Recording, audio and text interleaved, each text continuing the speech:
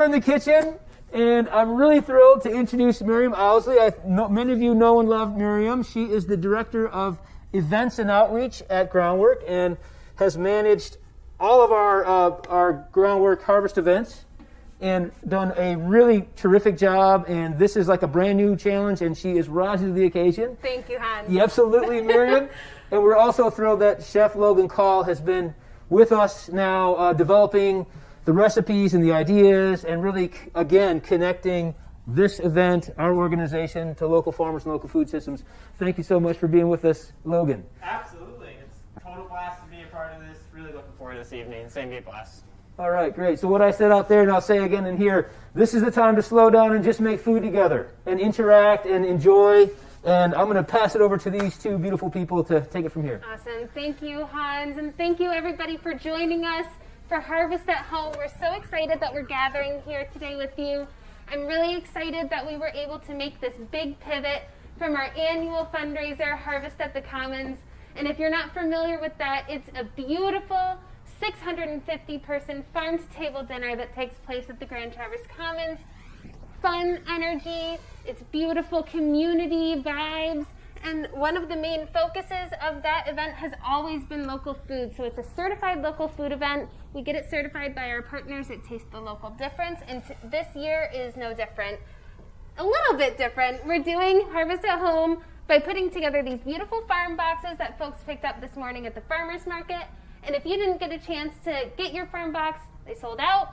You can also make the recipes at home by going to groundworkcenter.org/harvest and looking for the Farm Box the page, and all of the recipes and the shopping lists are there. And Taste the Local Difference makes it really easy to find all those local ingredients wherever you live. So we're really excited to get to work now. Folks are at home making this meal while we're cooking away here too. So Loghan, what do you have planned for us this evening? I mean, as you can see, we have quite a lot going on. We tried to make this meal as simple and approachable as possible. It's fun to also highlight us cooking in a home kitchen where everybody else will be. And so we wanted to go with straightforward, easy prepared food, but also, of course, it highlights the region. So with the MI Farm Co-op and all of our different partners that we'll be talking about as we work through these dishes. And we also set it up with the shopping lists as well as the the rundown, which we'll be using ourselves. So we gave everybody, when it comes to making as many courses as we are tonight, which I think might be something new for maybe the average home cook, it was great to be able to have a rundown, know when to make things, and get the timing down right. So we're just going to kind of work our way through our prep list and kind of talk about the dishes and the ingredients, our partners and sponsors as we go, and just have some fun. I mean, at the end of the day, the most important part of this experience is to be able to have fun in the home kitchen and creating food, whether you're solo or with some friends or family. Right, that's so great. So we're going to start off, we've got a 4-course meal tonight, Yes. With dessert to finish it off. And we're going to start with, well, usually you would start with a salad. So we have our fall harvest salad. And then we're going to follow that up with a bread course. We're going to elevate a loaf of bread from 9 Bean Rose and using some olive oil and vinegar from our friends at Fustini's. And then what's next? So we have our entree, which is really going to highlight Michigan. It's called the Mitten Bowl. So we have our rice that we're mixing up with turmeric and amaranth to make it a little special, a little different than you typically would with just white rice, plain rice. And we have some roasted root vegetables and cabbage, along with a greens marinade. And then we have our side dish, which is the beautiful blue Adirondack, although I'm sure they didn't look like purple on camera. But they're called blue Adirondack potatoes, take our word for it. Roasting them up in the oven. We're doing turnip aioli, which might be my favorite part of this meal, most exciting and maybe probably most unique to everybody cooking alongside with us this evening. So, I mean, I'm ready to jump in. I'm like hyped up on Higher Grounds coffee right now. So this All right, so when we're talking about our kitchen run of show, what is the first step on that run of show? So it's to start with making the salad dressing, mainly because the salad dressing has some fresh oregano. And so by starting with the salad dressing, we're going to allow that fresh oregano to kind of infuse and really get the flavor of that fresh oregano going in the salad dressing. And so we're going to start with these wonderful Cuisine's products, which we're using a couple of times during the meal this evening. So we have the 2 different types of olive oil and 2 different types of vinegar in great sizes, as we can now see. There we are. So we're going to be using, for the salad dressing, we're going to be using the Cortina olive oil, which is one of Cuisine's select olive oils, and their barrel-aged honey vinegar here. Yes, absolutely. There we go. So there we go. So, Logan, do you want to get started on that salad dressing? Well, I think we can. Well, I think we should just go ahead and get work on it together. We'll knock it out really quick. So, if you want to go ahead and get the olive oil and vinegar into our mason jar, if you have a mason jar at home, it's great to use a mason jar with a lid because it's all self-contained. You can shake it up from there. So, as you're working on the olive oil and vinegar, oh yeah, good call there. Yeah, I just realized I don't want to get olive oil in my dress. Yeah, no, that's a good call. So we have our fresh oregano here, and one of the great things about working with fresh herbs as opposed to dried herbs is the flavors just going to be that much more potent and wonderful in whatever you're working with. And I already messed it up, but we had these beautiful herb bundles in all of the farm boxes that I think was a great indication of how much flavor was going to be in this meal. Oh, that's great. A lot of folks don't usually use fresh herbs when they're cooking at home. So when we're talking about using fresh herbs, and it really just packs a flavor punch when you compare it to the dried herbs. Yeah, absolutely. And again, it's one of those things, as you're stripping it off of the stem, or as you're chopping it up, mincing it up just a little bit, you'll really smell the flavor. It reminds me of fall. You know, most of these herbs we're working with kind of are traditional in like a Thanksgiving meal, things like that. So this is a great, easy task to start off the evening. And it seems like you've given me the first easy task of pouring the olive oil into the jar. And so I've poured both. We're cooking double batch. Yes, that's it. Yeah, we should let everybody know that this is not the typical quantity. We have kind of double everything. We've got a whole crew of people producing this event for us, so we want to make sure that we take good care of them by feeding them dinner afterwards. So I'm pouring 1 whole bottle of the Cortina olive oil, and then what is the ratio for the vinegar? About, I don't know, half of this? Okay, great. No. Let's do a full one, and then a half. Let's do like a quarter of the other one. Great. I can totally do that. We didn't print out the recipes over here. We've cooked through it so many times. We've got the kitchen run the show. We just have the run of show, and that's it. So that's all we need. Everybody at home can tell us if we're doing the quantities right. Okay, so we've got olive oil and vinegar in the jar. You're chopping. Yeah, I was just decided to go with a little bit more oregano. So. Yeah, well, that's one of the great things about doing this with the farm box is that it's so beautiful and bountiful that you can really decide to amp it up if you want to. Yeah, absolutely. Add a little salt in there. I'm going to eyeball everything you see going on here. Let's call it like that for now. Great. So we're starting the salad dressing process. And there's all different ways that, again, most of these recipes are very simple in terms of the amount of ingredients that we have working on. Sure. And there's, with this salad dressing, you have the olive oil, which is nice and fatty. You have the honey vinegar, which is sweeter, and then the herbs and a little salt. And then from there, you can just take it any direction you want. Sure. So we really recommended Dijon mustard. It's like one of those perfect like salad dressing ingredients. If you don't have mustard or things like that, you could use citrus. Nice. Lemon works, orange works. There's all different ways you could do something spicy if you could add some sriracha. I mean, you could go in a million different directions. So. Right. So you're kind of laying down a base here with your quantities and the different elements that are part of the dressing, and people can mix and match based on whatever else they're putting in their salad, right? Yeah, or whatever else you have available, whatever else you're feeling in the moment. But one of the main things to do with salad dressing, especially when you're working with like a fresh herb, is to get it started, shake it up, and then let it rest.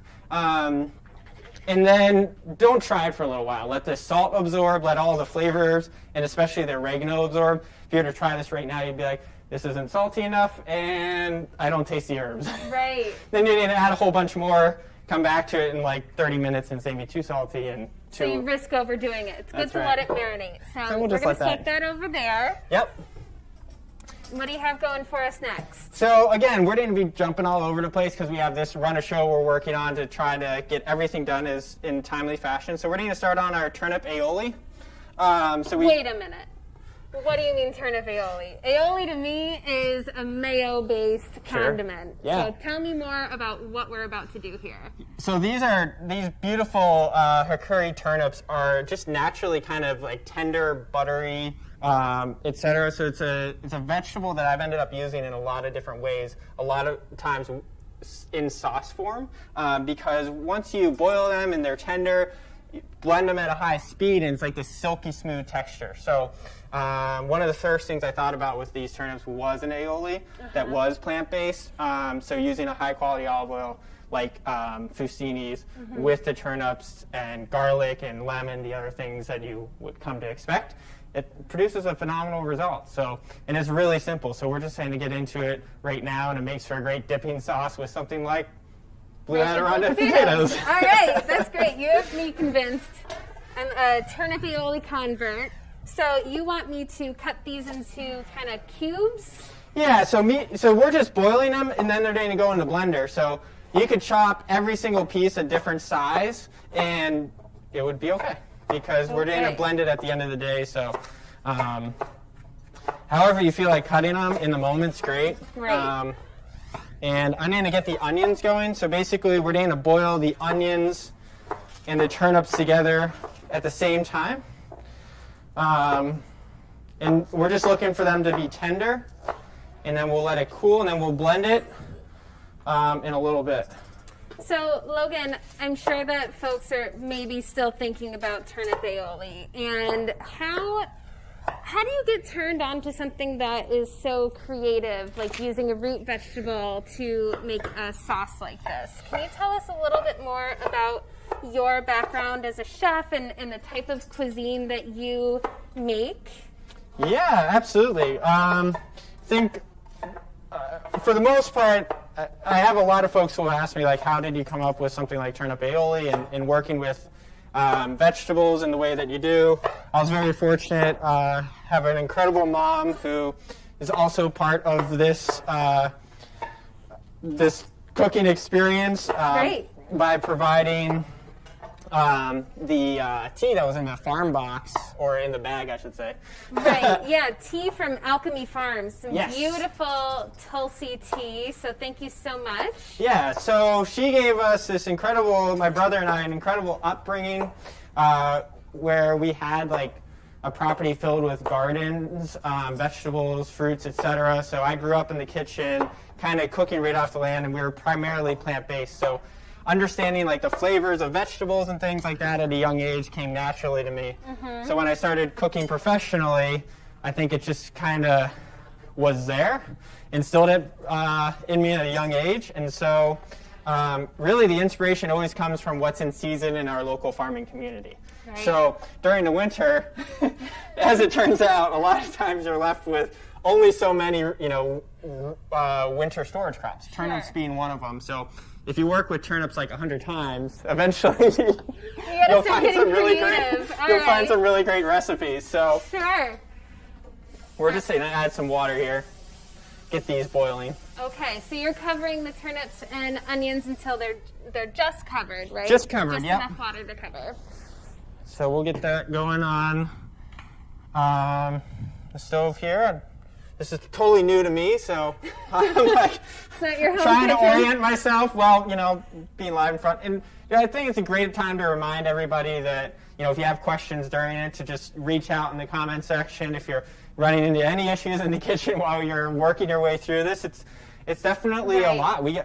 That was a loaded box we gave people. That was, yeah, we had a lot of surprised, happy faces this morning at the farmer's market seeing how huge this box of incredibly delicious seasonal produce was. So we're really excited to see folks posting pictures of their dinner experience. If you do that, post it with the hashtag GWHarvest2020, and we will feature those photos during our live stream. So make sure that you tag Groundwork Center and use that hashtag GWHarvest2020 to post your pictures. So what are you getting up to here now? That's a lot of cilantro. I know, isn't it? Hopefully nobody in our party has that soapy gene. Soapy cilantro.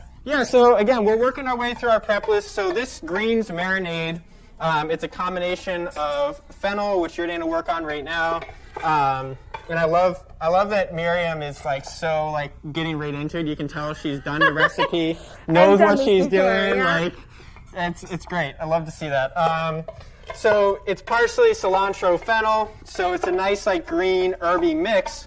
And one of the philosophies we take at Plants and Cuisine is really trying to make sure you have raw ingredients in every dish, or at least every meal. Multiple reasons there. Health benefits are there, but it also just adds great texture into any dish.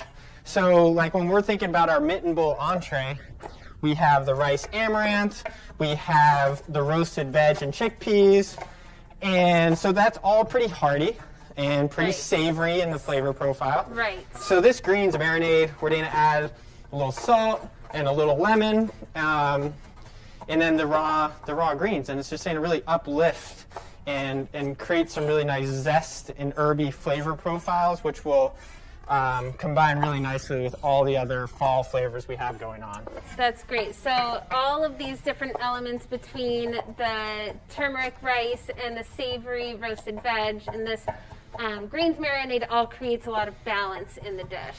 Yeah, that's right. So one of the cool things that we might be introducing some folks to tonight is the idea of multiple components within a given dish, and really thinking about the distinct components.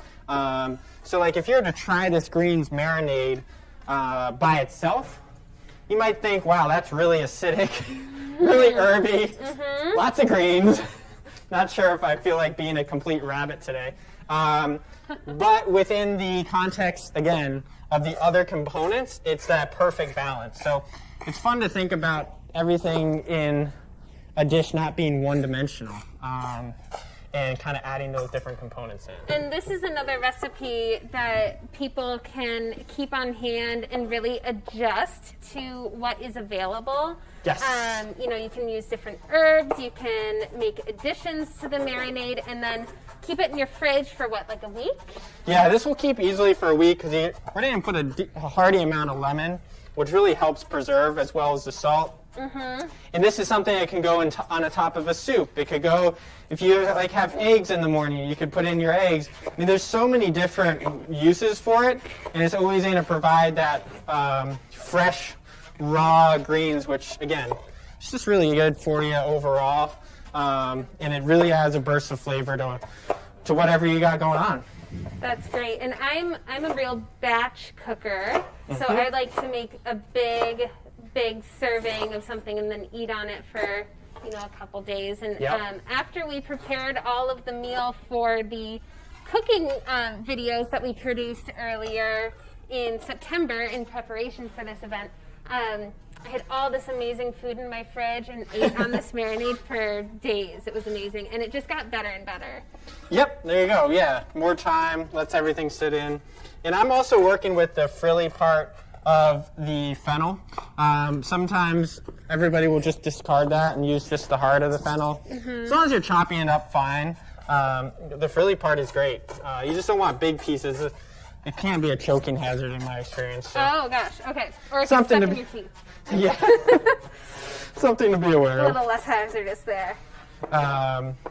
Yeah, I mean, it's just one of those things, and it's not like choke, but it can be, it's kind of like, it just can get stuck sometimes. So it's just something to be mindful of. Just chop it up nice and fine. And you don't have to have great knife skills to go really fine. As you're kind of doing, you can just go back through here. You're saying I don't have great knife skills? I wasn't saying that. I was commenting on my chopping skills. But yeah, just going back through. Okay, so should I get finer than this? This is one bulb of the fennel. Taken me a long time. Yeah, I think that would be great. Okay. And one of the things too that is always good to remind everybody is that when you're working with raw ingredients and you introduce acidity and salt, it's going to break down the fibriness of whatever you're working with. So even if you have some big chunks, it's okay. Totally fine. Good news. Great news. All right, so I'm going to add the fennel to this greens marinade. As always, already smelling delish. I just want to make sure that everybody knows in their own home kitchen that please feel good about making mistakes, because I just made one myself.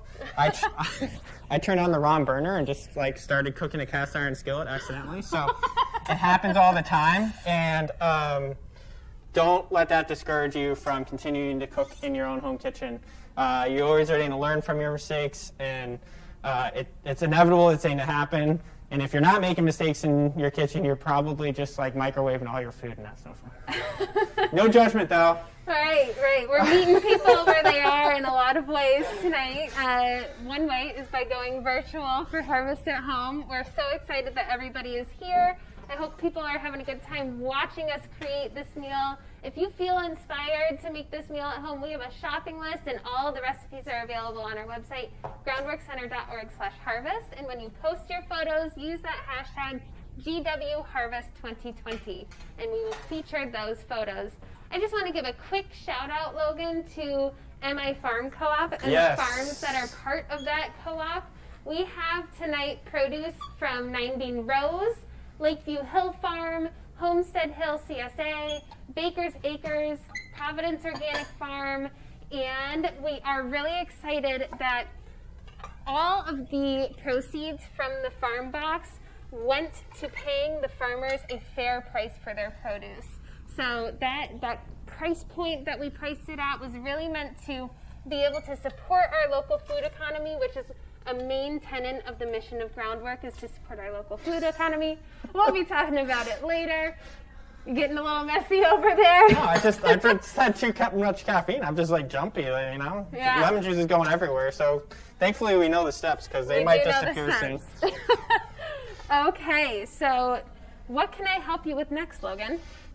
So we have our oven preheated, so we're going to start working on our oven roasted vegetables and chickpeas. Okay.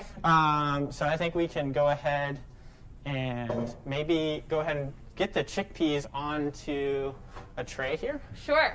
All right, and those are in front there. Oh yeah, they're in front of us. So these are our chickpeas. We have smaller cans here than the folks do at home, but same amount. And these are just drained. We're going to put them on the sheet tray here to prepare.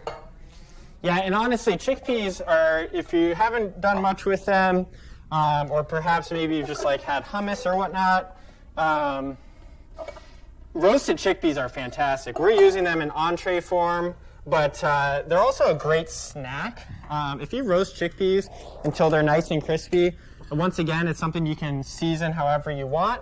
And you can just munch on, just take a handful of them. Right. Obviously filled with protein, a great in-between meal snack as well. So nice. You want to have some salt or something over there? Yeah, can I have the salt and the olive oil, please? And Yep. I'm going to start preparing that. And then I also have to get some herbs chopped up, right? Yes, exactly. Yeah, we can do the herbs next. The fresh herbs, we're going to use some oregano, some thyme, and sage on both the chickpeas and the roasted veg. Infuse as much of that savory herb blend into everything we're doing. And so this greens marinade, I'm sure you watched me wash my hands first before getting in here. I like to use my hands to massage and help break down as opposed to a spoon. Obviously, the force of your massaging with your hands is different than just trying to mix with a spoon. So we're just going to let that greens marinade sit right there and let the flavors really come together. Beautiful. And Logan is cleaning up as we go here. That is such an important step in cooking at home, especially when you're putting together a meal as big as this. It really makes it easier for folks to kind of stay on top of it. And that way you don't get finished eating your incredible, beautiful, delicious meal and then see Dish Mountain staring at you in the kitchen. Yes, that's exactly right. That is not a good feeling. Yeah, absolutely. Cleaning up as you go, making sure the cameras don't look behind here and seeing the things that fall back over here is also a really ideal thing. And if anybody's wondering what I'm doing on the stove, I'm continuing to just figure out how to work it. So it is challenging me on another level that I didn't anticipate. Okay. And one of the things we're going to be doing, which I also just realized, is we have 2 racks in our oven. Sometimes you can have up to 4 racks in the oven. Since we have 2 and we have a lot of food to roast here, we're actually going to put the chickpeas on the stovetop in a cast iron skillet. It's something you can do. We obviously suggested roasting, but for instance, if you're in the same position where you don't have enough racks and you're trying to roast all 3 things, cast iron or even a skillet works for the chickpeas. It's just going to be something you have to be mindful of and kind of watch over a little bit more because you don't have as much surface as you would if you were on a big baking tray. Right. So you need to stir it around a little bit. Okay. But just another thing, again, I think that's a great opportunity to always showcase how you have to adapt, and these tips and tricks to know in the kitchen is important. So just in case you're wondering why we're doing something different than what we told everybody else to do. do as we say, not as we do. Isn't that the saying? That's what we're up to right now. And so the herb blend you're working on is fantastic because I need to start chopping up all of the root vegetables for our roasted root vegetable medley, which the herbs will also go on as well. So I need to start doing that part right now. Okay. This is one of my favorite vegetables, this beautiful purple daikon radish. If you have the farm box and you're working with it, I'm sure you'll see just how stunning and how beautiful these are. Those are gorgeous. It's becoming a staple crop here in the region. Most of our local farmers are starting to grow these for obvious reasons. Right. Well, that's something to be said, Logan, is that when we support our local farmers with our dollars and we talk to them about the kinds of food that we like to eat, the kinds of things that we want to try, they're always looking for suggestions and looking for what the people are interested in purchasing.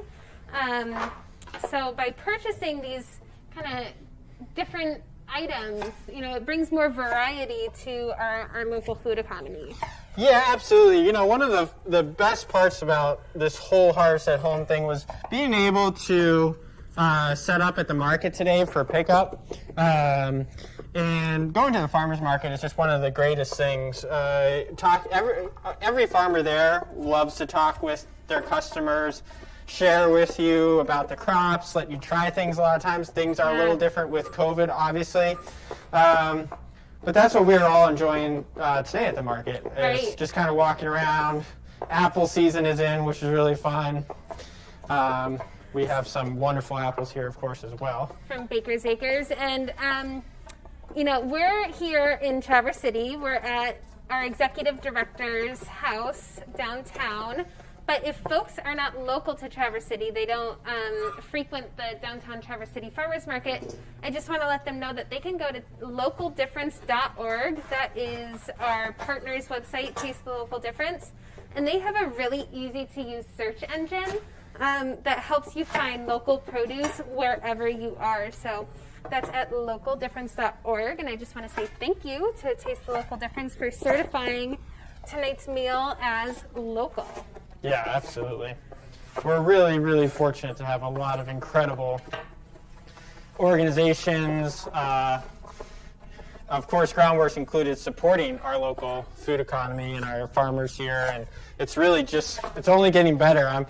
part of me is a little worried, selfishly, that the secret's out about this region. Oh, you and me both. Yeah. So I like our little corner of the world here, and I'm sure a lot of the folks tuning in feel that it's just as special as we do. all right, so we're getting going on all of the different vegetables. We have the cabbage, some sweet potato, purple daikon radish going. You're doing a wonderful job on that herb blend. I'm making it work over here. I'm learning tricks how to strip time. You don't have to do it all, don't worry. Okay. I'm almost mastering the art of the stove. And we have our turnips going. Those are boiling? Yeah, they're getting there. Okay, great. Again, I'm working on the stove thing. And we're trying to crush this, so we're trying to do this in at least all of the prep. We're trying to get everything in the oven within an hour, which is lofty. So we're doing all right. Yeah, we got a lot of hungry, talented mouths to feed tonight, so it's pretty exciting. How are we doing on time, Logan? Let's see. Yeah. Yeah. Maybe I won't tell you how much time we have left. Okay, cool. So yeah, these are our beautiful blue potatoes here that we're going to do wedge form. It's one of those things I can get on my soapbox about why it's called red cabbage and not purple cabbage. Why? As to why these are called blue. I will say, though, that as purple as these appear when you're cutting them, they turn a little bit more blue in the oven. I don't know if you remember that. Yeah, they turn like a violet blue. Yeah. Where these are like neon purple at the moment. Yep. Okay, I have But my it- herbs. Perfect. I did it. Yeah, absolutely. That's fantastic. So we can. So I'll transfer these chickpeas into the cast iron. Is it Yep. preheated? Yeah. We'll see how warm it is. It could be. Yeah, we're good. Might splash it just a bit. All right. There we go. Now we're officially cooking. We are cooking.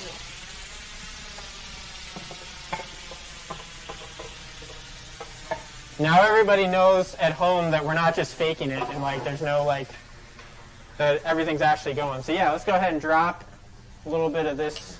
The herbs in here. My inclination is just to. If it was my house, I might be getting a little bit more fun with throwing stuff around, but don't want Hans to have too much to clean up with at the end of the night. Sure, he won't be the only one cleaning up in the kitchen tonight, and I hope everybody is following our own advice by cleaning up as they go. So, Logan, if I let these be, can I help you cut up our root veg? Yeah, so I was going to do the beets, but then I'm working on this wooden cutting board. Obviously, with beets, they stain. You can go ahead and actually throw the herbs onto that tray over there if you'd like. You got it. So working with beets, they obviously stain. We have a plastic cutting board here for both our beets and our garlic. Anytime you're working with things that are pungent or have the unique ability to stain, it's always nice to try not to cover up our workstation too much. Great. Have chickpeas flying all over the place already. And so I want to cut these in a pretty uniform size so that they cook evenly. I'm checking out your cuts here on the radish and the sweet potato. Yep.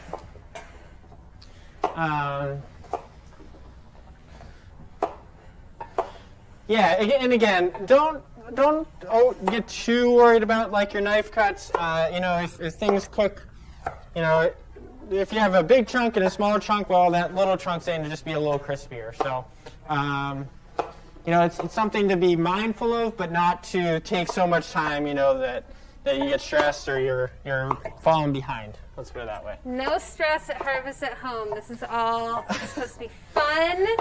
That's exactly right. That's exactly right. Yep.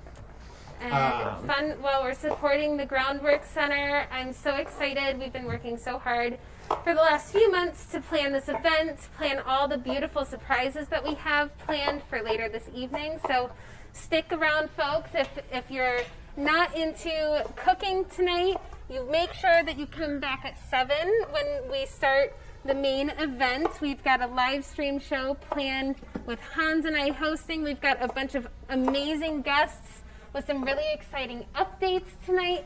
So make sure that you tune back in at 7 o'clock. And then tonight at 8 o'clock, we have our friend Joshua Davis. He's a Michigan singer-songwriter. You may have heard of him before. He was on The Voice a few years ago. And we're just so happy to have him performing for us tonight. And that happens at 8 o'clock. And in between all of that, we have an incredible silent auction going on. So make sure to bid high and bid often on those amazing auction items, as well as a 50-50 cash raffle. So those are just some of the ways that you can support Groundwork tonight. We'll make sure to remind you all the ways that you can support our mission of protecting the environment, strengthening the economy, and building community. So we're really excited to be here with you tonight. Thanks for joining us. So how are we doing over there? We're doing well. The turnips are kind of boiling. They're nice. They're going to get nice and tender. We're just saying keep an eye on that. Our chickpeas are ways out. They're just kind of starting to get heated up here. But we're taking our time a little bit. Our goal is not, considering that we're still kind of going to be busy during the harvest programming. We've got some things going on. Yes, so we're not going to be eating until a little later. So our timing is a little different naturally than everybody else at home who we wanted to tee them up with the experience of hopefully, as the programming kicks off at 7, they're kind of hopefully, for the most part, done with their meal. To be able to kick back. Yes, exactly. Awesome. So can I put the beets on this tray? Yeah, sure. Yeah, I can. Here, let's just do this here. There we go.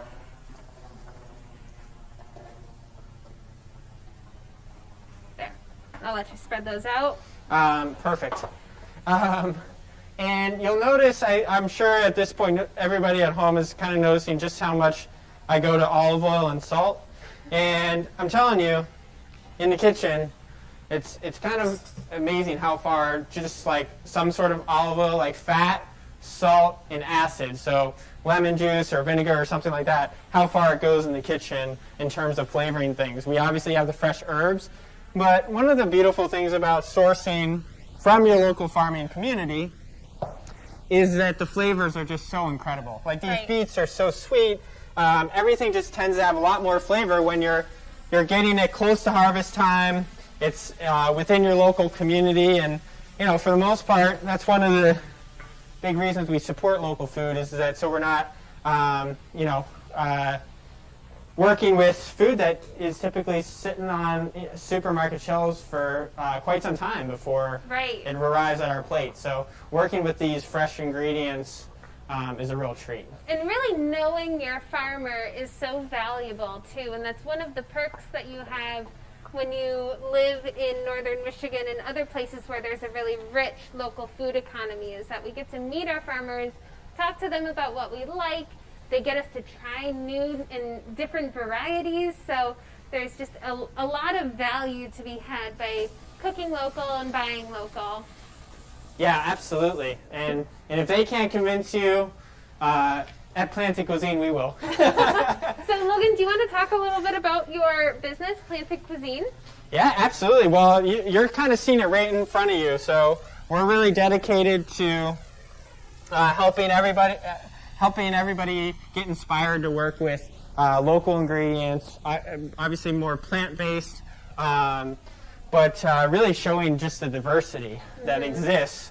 There are so many ingredients that I'll often work with in a cooking class or at an event that we do that folks aren't familiar with. So it's really nice to be able to introduce new ingredients and showcase just how much more flavor there is when doing so. In the meantime, you want to get started on a little garlic? Yeah. So we have our blender here,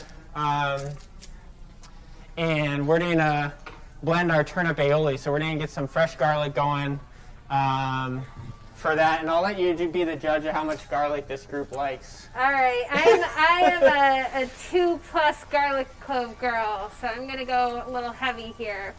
There you go. So yeah, we're all about bringing community together, which has been obviously COVID has been a big hit to that aspect of it, but we've been working on online education and things like that, and really showcasing that the concepts of food as medicine and healthy food are just as flavorful and delicious and fun as the foods we're used to, if not more so. Right. So we're really stoked. We've been in the area now for 3 years, and this community has been incredible in terms of welcoming us in. And of course, our job is so much easier with our brilliant farmers and all of the other partners, like Cuisine, for instance, and Grocer's Daughter. I mean, it's just really incredible. Just outside of our farmers, just the rest of our purveyors here, Right. and local businesses and wineries. I mean, it is really fun. So all the events we do and the cooking class and education are always about showcasing our local region. So Right. I'm so glad you said chocolate and wineries. I can eat local and eat all my favorite foods. I'm a happy girl. that's exactly right. All right, So so we got you our- put the root veg into the oven, Yep. right? Okay. Yep. So we got that started, and go Would ahead. you like me to drain the turnips? You know what we should do is get a spoon and see if we're Fork there. test. There you go. And a fork. There goes a piece of turnip. There you go. That's why you use a fork. See. You asked for a spoon. Well, the spoon and the fork is. So we're almost there. It went through pretty quick, but we're gonna let it get a little bit more tender. So we can start working on grating our carrot, apple, and radish for the Okay. salad. Can do a quick. Ooh, nice. Quick Quick flip. flip. Yeah. There we love go. it. Okay, so we'll Fresh. probably put everything in there. This is for our grated veg for the salad. Yep. Excellent. This is such a beautiful salad. I love the combination of the flavors that we're working with here. Yeah. I'm looking for those guys. I will work on the watermelon radish if you Okay. want to do the carrot and apple. Okay. I'll just hand slice the watermelon radish. I know that's your favorite activity. It is. Thank you. I was just going to mention that in our cooking videos that we produced a couple weeks ago, I got crafty and got out my food processor with the grating disc. Took me about 5 seconds to grate all of this veg. So if folks have that at their disposal, I highly recommend, because it definitely cuts out a lot of time, but I will say it does create some more dishes. Absolutely. All right. And it is possible to do some of this with a knife. One of the things I love to encourage is honing in your knife skills in the kitchen. One of the classes we teach, and so a lot can actually be accomplished with a knife. You can go really thin, so long as you have confidence and you have a sharp knife.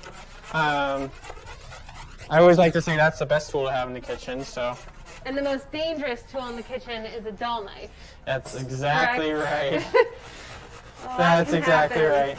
We won't get into the Airbnb kitchen knife travel stories of mine. Oh, okay, we'll tell that story later. That's a good those are good Halloween tales.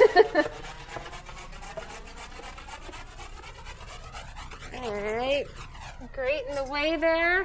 Got quite a lot of carrot. So I'm just going to put this right in the bowl? Yeah, sure, why not? Okay, great. And you've got your matchstick watermelon radishes. Gosh, those are just gorgeous. Yeah, see, these are the ones we didn't have when we did the cooking videos, and I was trying to make sure, like, the purple daikon radish wasn't there, and I was like, just wait until you get the farm box. Just wait. Just yeah. wait till you see what's in store. Yeah, shout out to all the folks who supported Groundwork and supported our local farms by purchasing that farm box. Like I said earlier, we paid all of our farmers a fair price for the produce, so your money went directly to supporting our local food economy, which, as we've said over and over, is just such an important part of our economy, because so many people rely on food as their income, their livelihood, and also as their passion, just like you do. Yeah, absolutely. I mean, and really, it's a cyclical effect. I mean, everything. You're going to have better health. better, stronger local economy, supporting, as you said, folks in their profession, the ripple effects of choosing to buy local food really knows no bounds. And as you mentioned earlier, we're so lucky to have Taste the Local Difference here that really helps support folks in finding local ingredients and products. And as you were mentioning too, I mean, I've gotten so into our Michigan wine scene. So there really is pretty much everything you need. And even if it doesn't come from this area, like cacao or olive oil, we have companies that are dedicating their lives to excellent sourcing and products. So hopefully you'll get a real taste and experience of that this evening. And I can give some shout outs here to the other local producers that we have as part of the Farm Box. In addition to the produce from all those beautiful farms that I mentioned earlier, we have olive oil from Cuisine and chocolate from Grocer's Daughter Chocolate. We've got coffee from Higher Grounds, tea from Alchemy Farms. So it's just a really incredible box full of delicious local food. So Logan, I finished grating our apple, and just as it was during our cooking videos, this apple's very juicy. So I just squeezed out a little bit of the juice. Yep. So that it doesn't. Good thing we got a cutting board with the grooves in there. Yeah, so it's quite juicy, but nothing wrong with that. And yeah, we're just checking out our run of show, making sure we're not forgetting any of these steps along the way because we're all over the place. One thing we haven't done is the rice, and that's, again, just because we're going to be eating later, so we're going to put the rice on here in just a little bit. We will showcase the final plating of all of these things during the 7 o'clock programming, which will be a lot of fun. And so we have our salad components working together here, which is great. Our chickpeas, I went ahead and took off the heat because they were starting to crisp up a little bit. If you find yourself in a position at home where your food is done right now, but you want to wait a little longer, a warming temperature in the oven is a great option just to keep things warm and crisp. It's nice and... How are we doing on our root veg and potatoes in there? Yeah, it's nice and warm. I boosted up in there, so gorgeous. It'll get going there. I can boost it up a little bit. Yeah, so like we mentioned in our cooking videos, if folks are short on time, they can just boost the temperature in the oven a little bit. These are very flexible recipes. So, and folks, if you want to make this harvest meal at home and you didn't get a chance to buy your farm box, or you're not local, we have all of these recipes available on our website, groundworkcenter.org/harvest. As well as a shopping list and other resources there. And while you're on the website, make sure that you are bidding on the silent auction. We have over 100 silent auction items that have been donated by our local community businesses, individual supporters of Groundwork. So thank you all so much for bidding on that silent auction. Thank you to the silent auction donors. We really appreciate your support. And while you're at it, one last thing, make sure that you buy those 50/50 tickets because half of the proceeds from the 50/50 supports Groundwork and the other half will go directly to the winner. So supporting Groundwork really does pay off. Love it. Glad I don't have to remember all of that. Well, I have been planning this event for months. That's right. That's right. It's all up here, baby. Yeah, you're the master of all this. Unbelievable. The pivot here with going online is certainly a far cry from what you're used to coordinating. Well, if 2020 has taught us anything, it's all about flexibility, being adaptable, trying new things, and learning a lot of lessons here, folks. So we're really, really happy and grateful that you've chosen to spend your evening with us. We're really grateful that folks continue to support Groundwork because we are doing our best at Groundwork to meet the need of the moment, and you'll learn lots about that later. We have some really exciting announcements to tell you about. We're going to get started with the Groundwork show at around 7 o'clock. So we'll be finishing up here in the kitchen in just a few minutes. And then at 8 o'clock, we'll see our friend Joshua Davis playing some incredible music. So in the meantime, keep bidding, keep buying your tickets, and stick around with us. We're really happy that you're here. All right, Logan, so you just drained our turnips and onions. We're about to make the aioli there. Yep. Yeah, so I went ahead and just rinsed them off with cold water to help facilitate cooling them down so it's not too hot. Okay. Oftentimes if you put something in the blender that's really hot, it'll build up in there as it's blending and is liable to explode. Okay. So. Oh, don't want that. No more kitchen accidents. So the hints in there are for good reason. So we're going to blend this up. How are we doing on our list? Are we like getting pretty close? We're getting pretty close. We need to prepare the salad greens and combine the olive oil and vinegar for our bread. And that's pretty much the last step. Yeah, so if you want to go ahead and real quick, and I know you have experience with massaging the kale. I can do that. With a little bit of salt, that'd be great. This is going to be loud for just a short minute. All right.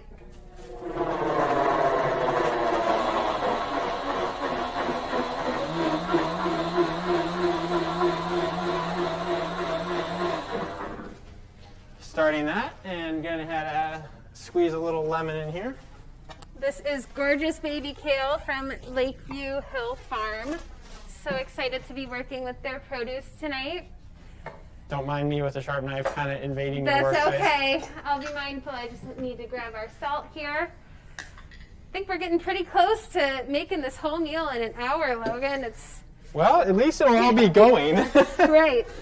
All right, so I just added a few pinches of salt to our baby kale, and I'm massaging it. And in my experience, what that does is really just loosens up the fibers there. It makes it a little more tender and a little more pleasant to eat. I know a lot of folks, may not care for kale, may not care for the texture of it. So salting it and massaging it, giving it a little extra attention really is very helpful. So to my kale, I'm also going to add arugula.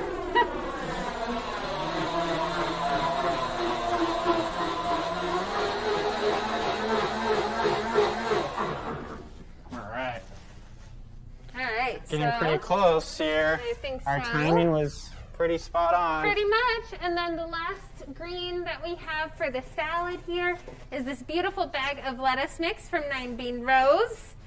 I'm going to add that to our baby kale and arugula. Gorgeous. Love the colors. Ooh, this has pea shoots in it. I know. Lakeview Hill spoiled us. So beautiful. Those are from Lakeview Hill. No, these are 9 Bean.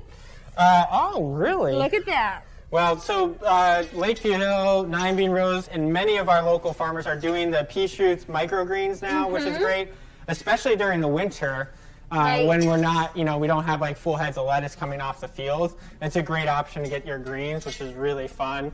And just as on the topic, just shout out specifically to Bailey as well for so much support in helping like weigh out all this stuff and put the boxes together. And I mean, she really helped bring all the farms together too and helping bring this together. As usual, Harvest is a big community event. We need all of our partners to put this on. So we'll just keep on thanking them because they deserve all the praise. Absolutely. Absolutely. I'm like kind of organizing things because we have, wow, you tore into that back. Well, I really like arugula. the twist side was not. I thought it was tied. All right, well, we won't reuse those bags, but right. Everything else has been pretty green on this show. So yeah, I mean, our things are in the oven. Things are going well there. And so we're just kind of letting things kind of finish up. So Right. We are looking pretty good right now. I'm going to start the rice right now. Awesome. So if folks want to hang around, Logan and I are going to keep finishing up here. And we're going to have the entire harvest meal to present a little later in the program. But at 7-ish o'clock, we'll get started with the Groundwork program. Like I said, we have a bunch of really exciting program updates and exciting announcements to share with you. We have some videos that we would love for you to watch to learn more about our program, so stick around for that. While I have the opportunity to do so, I just want to thank our farms one more time. Michigan Farm Co-op pulls all of these farms together to form their co-op. So we've got 9 Bean Rose, Lakeview Hill Farm, Homestead Hill CSA, Baker's Acres, and Providence Organic Farm, all part of tonight's meal, as well as Help from Oriana. Our grain mix and spices came from Oriana. Chocolate from Grocer's Daughter Chocolate. Higher Grounds. Alchemy Farms, and of course Planted Cuisine. So thank you so much, Logan, for all of your help putting on this incredible meal. We're going to get started with the groundwork programming here. So stick around. We're going to hear from Hans as he welcomes us into his home one more time, and then hearing from my colleagues very, very soon. We're in Traverse City, but we're not under the big tent at the Grand Traverse Commons. We're in our home, and we're in your home, and we're in homes all over Michigan and beyond. And hi, I'm Maureen Voss, and Hans and I welcome you to our home here in Traverse City for the Harvest Gathering tonight. So if you've been watching the cooking component... Maureen! We need you! Oh, excuse me, I've got to go. Anyway, we're so happy that you're all here, and thank you for being here. And I got to go because I'm set manager, and I got to get back in the set. Excuse me. All right. Bye-bye. Great. So Maureen is running the set, so she does have important stuff to do. This is a high-tech production. So we had a wonderful first hour of cooking. We have an hour of the main event, and then we have Josh Davis. And I'm really excited because while we were able to put 650 people in the tent for our regular live harvest events, which makes that the largest all-local community meal east of the Mississippi, we did our research on that, we actually have more people connected online. So it's a real exciting opportunity, and we want to know where you are. So please, when you're on YouTube or Facebook, make a note and let us know where you are. Also post any photos of your meal or just photos or thoughts about Groundwork and our history, because it is our 25-year anniversary. We're doing a little extra celebration. Also want to give you a little update on how we're handling safety precautions tonight with COVID in mind, with the consultation of a public health professional. Everyone involved has gone through testing, and we have other protocols that are all posted on the event website under frequently asked questions. So I'm just thrilled. We've been looking forward to this. You're connected, I'm connected, and we're gonna have a great night tonight. And I'm gonna invite you in, so come on over. This house was built in 1895. Did a little remodeling. You'll see a remodeled kitchen. That was Maureen's achievement. Oh, I gotta put my mask on. Forgot about that. Okay. So the smells are great. You can't smell it there, but take my word for it. It smells fantastic. This is Logan Call, the chef extraordinaire who has been creating something beautiful. Hello, Logan. Logan, how are you? I'm doing really well. We're in full sprint mode, getting everything together in the kitchen. Wow, it's all come a long way. And Miriam Owsley is the Director of Events and Outreach at Groundwork and is the mastermind of this event. Thanks, Hans. We're really excited that folks are here gathering with us, enjoying Harvest at Home. You know, we had to make a big pivot this year from our annual farm-to-table dinner at the Commons, and we're so excited that folks are gathering with us in their home. Well, we're going to serve the meal a little bit later, but Logan, let's take a few minutes and tell us first about yourself. What brings you here? How did you travel through your life to this moment right now? That's a really long-winded answer. Oh man, that's a good question. What do you do? What is your thing? Yeah, so we're all about hyper-local, mainly plant-based foods, really showcasing the plant kingdom and showcasing how to work in your own home kitchen with our local produce and how to make healthy food delicious, accessible, affordable, etc., and easy and fun. So that's really what we're showcasing here tonight with Harvest at Home, which has been a blast. So happy so many people participated. And that's really what we're all about, is the educational side of healthy cooking. So give us just a summary of what's on the menu tonight. Absolutely. So we have incredible bread that we're doing with some olive oil and vinegar from Cuisine. We have a beautiful salad showcasing apples and watermelon radishes. And then we have our mitten bowl entree. So roasted chickpeas, vegetables, some turmeric amaranth rice that's getting done, And then as a fun side, we have blue Adirondack potatoes roasted in the oven, thick old wedges, with a turnip aioli sauce, which I think is going to blow a lot of people's minds tonight. That's good. That's like the big shiny thing that no one has ever done before. So way to bring something fresh out to us. That's right, that's right. And tell us, Logan, about Planted Cuisine and your work and how people can stay connected with you. Yeah, absolutely. PlantedCuisine.com, super easy. We are in the process of launching a pretty robust digital education platform for the winter cooler months since COVID hit, and we haven't been able to do live in-person events, of course. So we have a lot going on, and it's all right through the website, Planted Cuisine. Same with social media as well. And so it's been great. We've been here for 3 years, and we're just really appreciating this incredible community for food and ag, and done a lot of work with Groundworks over the years, and just really appreciative of these collaborations and community that comes from it. Yeah. Well, thank you for that summary of your work and for bringing all of your energy and insight and creativity to this evening. We love working with you, Logan, and we're really looking forward to the finished product coming out in the next half hour. Absolutely. Yeah, no, we're going to plate it up all beautiful and showcase what is coming off our farms. Okay, great. Well, I think we're going to wrap over and send it over to Miriam outside. Hi, everybody. I am Miriam Owsley. I'm the manager of events and outreach at the Groundwork Center. And I'm hoping that soon I'll be joined by one of our board members, Cheryl Hutchinson. She is on the Harvest Fundraising Committee and has been an incredible asset to Groundwork throughout this whole planning process. So I just want to thank Cheryl for that.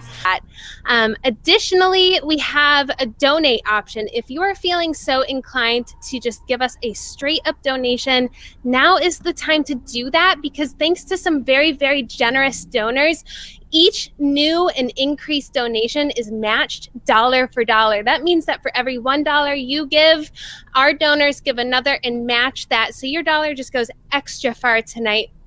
And we're going to be showing you some videos that I really hope will incentivize you to support Groundwork throughout this time in our life. In this cultural moment, Groundwork needs your support to continue working on the innovative solutions that we bring to our community. What we try to do is pilot new programs that help solve problems in our communities and then make those programs go statewide, and we'll talk about that later. So there's just a lot of reasons to support Groundwork tonight. We're going to show you all of them. So like I said, if you go to groundworkcenter.org/countmein, make a donation there. Your dollar is matched 1-to-1. Get those 50-50 tickets. There's 180 left. And I'm just going to give a quick check here and see items with no bids. I think there may be only a couple. There's just one item with no bids. So thank you so much to all of our supporters who are bidding on those silent auction items. Your support means a lot to us here. So let's see what is coming up next here. We've got Hans, and he's going to be introducing our first video of the night. I think you'll really enjoy it. I'm really excited to get you ready to see a special little video we made on the local food relief fund. And I know a lot of you were already tuned in. A lot of you donated generously to it. It was a really exciting, successful, and meaningful initiative that we pulled together right as the COVID pandemic started settling in around March and early April, when we really were shutting down, trying to figure out what are we going to do? What are we going to do? How are we going to manage? What can Groundwork do to really contribute to what we have to help people during this challenging time? And we consulted with our staff and our board, and we came together and we developed the idea of the local food relief fund, and we worked close with our partners to see if we could do something that directly benefited farmers and families in need. So what you're going to see is a world premiere of a short little video.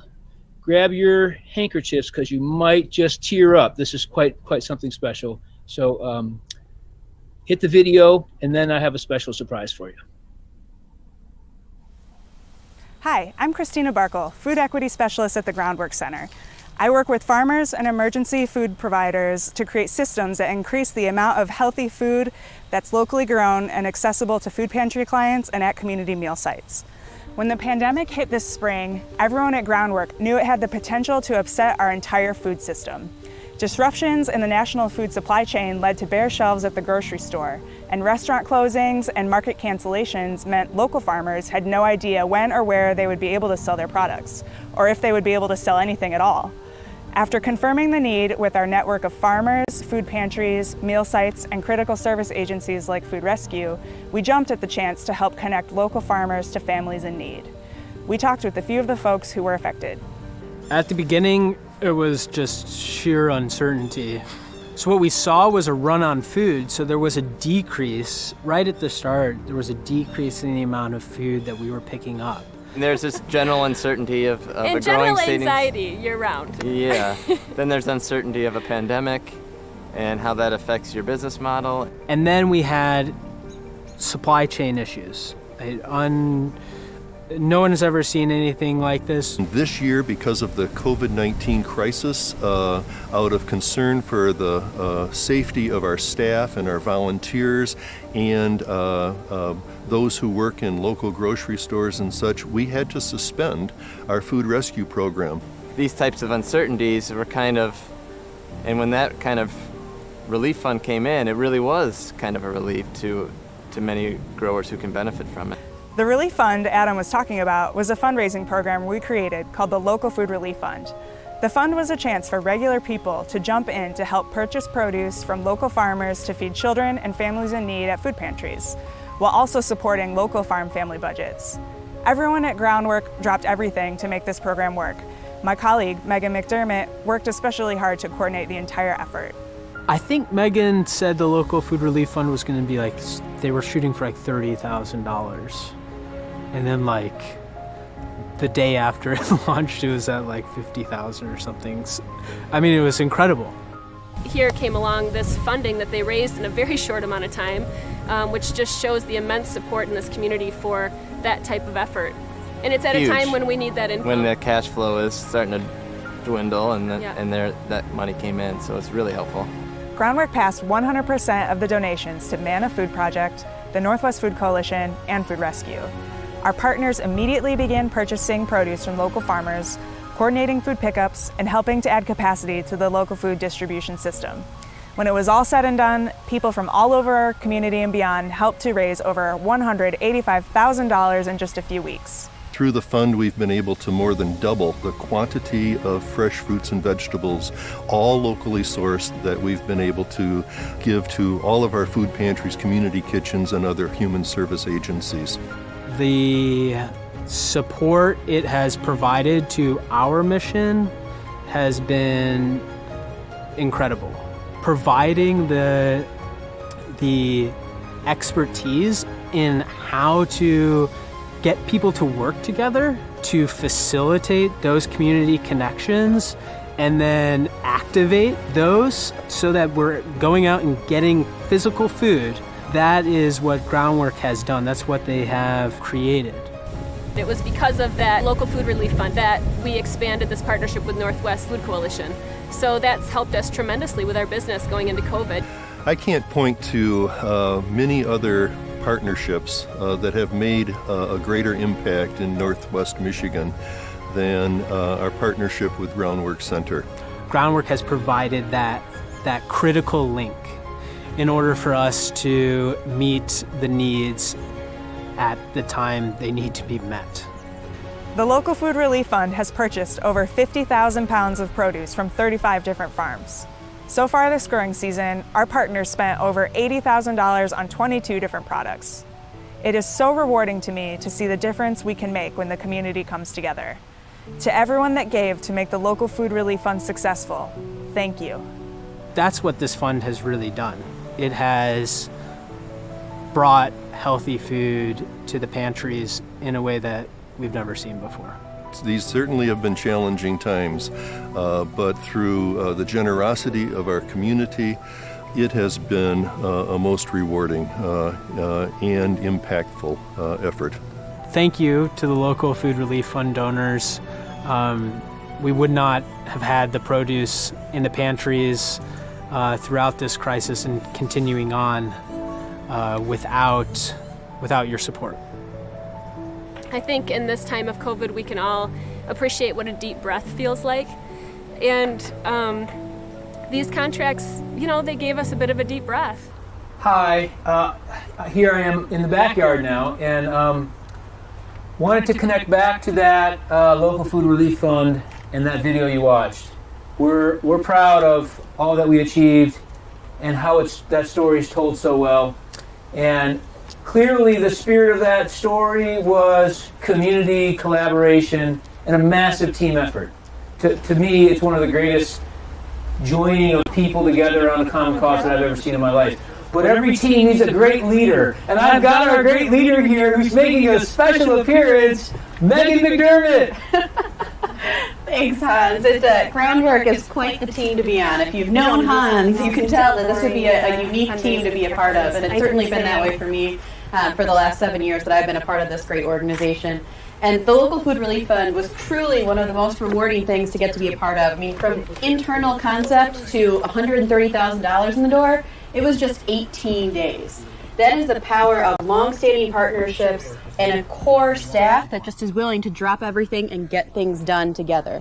And thanks to you, close to 600 of you, we have an incredible opportunity to help local food pantries offer fresh local food. So they have purchased thousands and thousands of pounds of local food from farmers. You just heard from those farmers at Undertow how much that meant to them in this critical time. And it's been really, really powerful to see how this has unfolded over the last 7 months. I facilitate a weekly meeting of food pantry administrators, and they have come together not only to see how this makes a difference in their clients' lives, and they have started to see those numbers start to tick up again as those sort of relief efforts have run down, and now pantries are really seeing an influx of clients.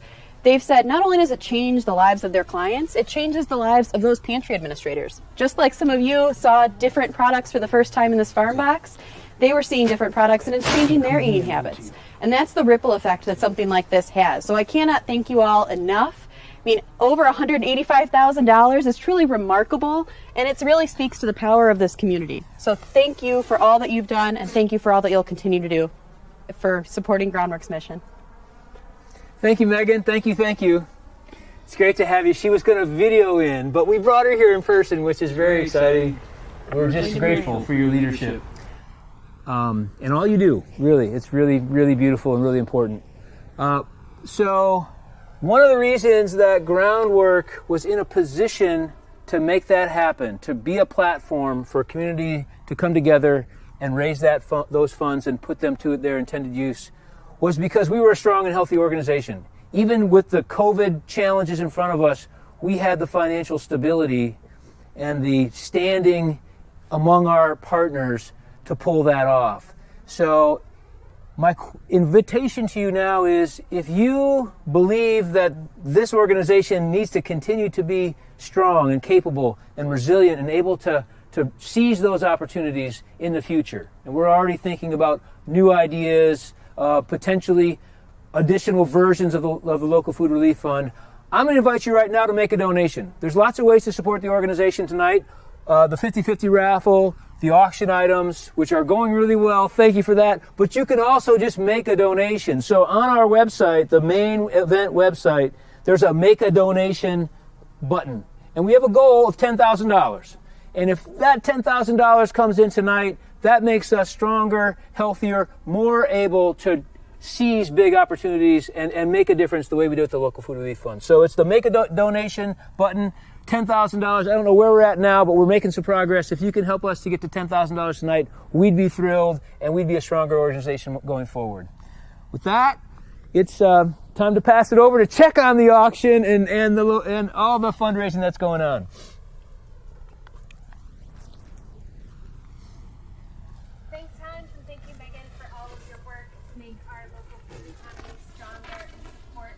Our families in our community through the Local Food Relief Fund.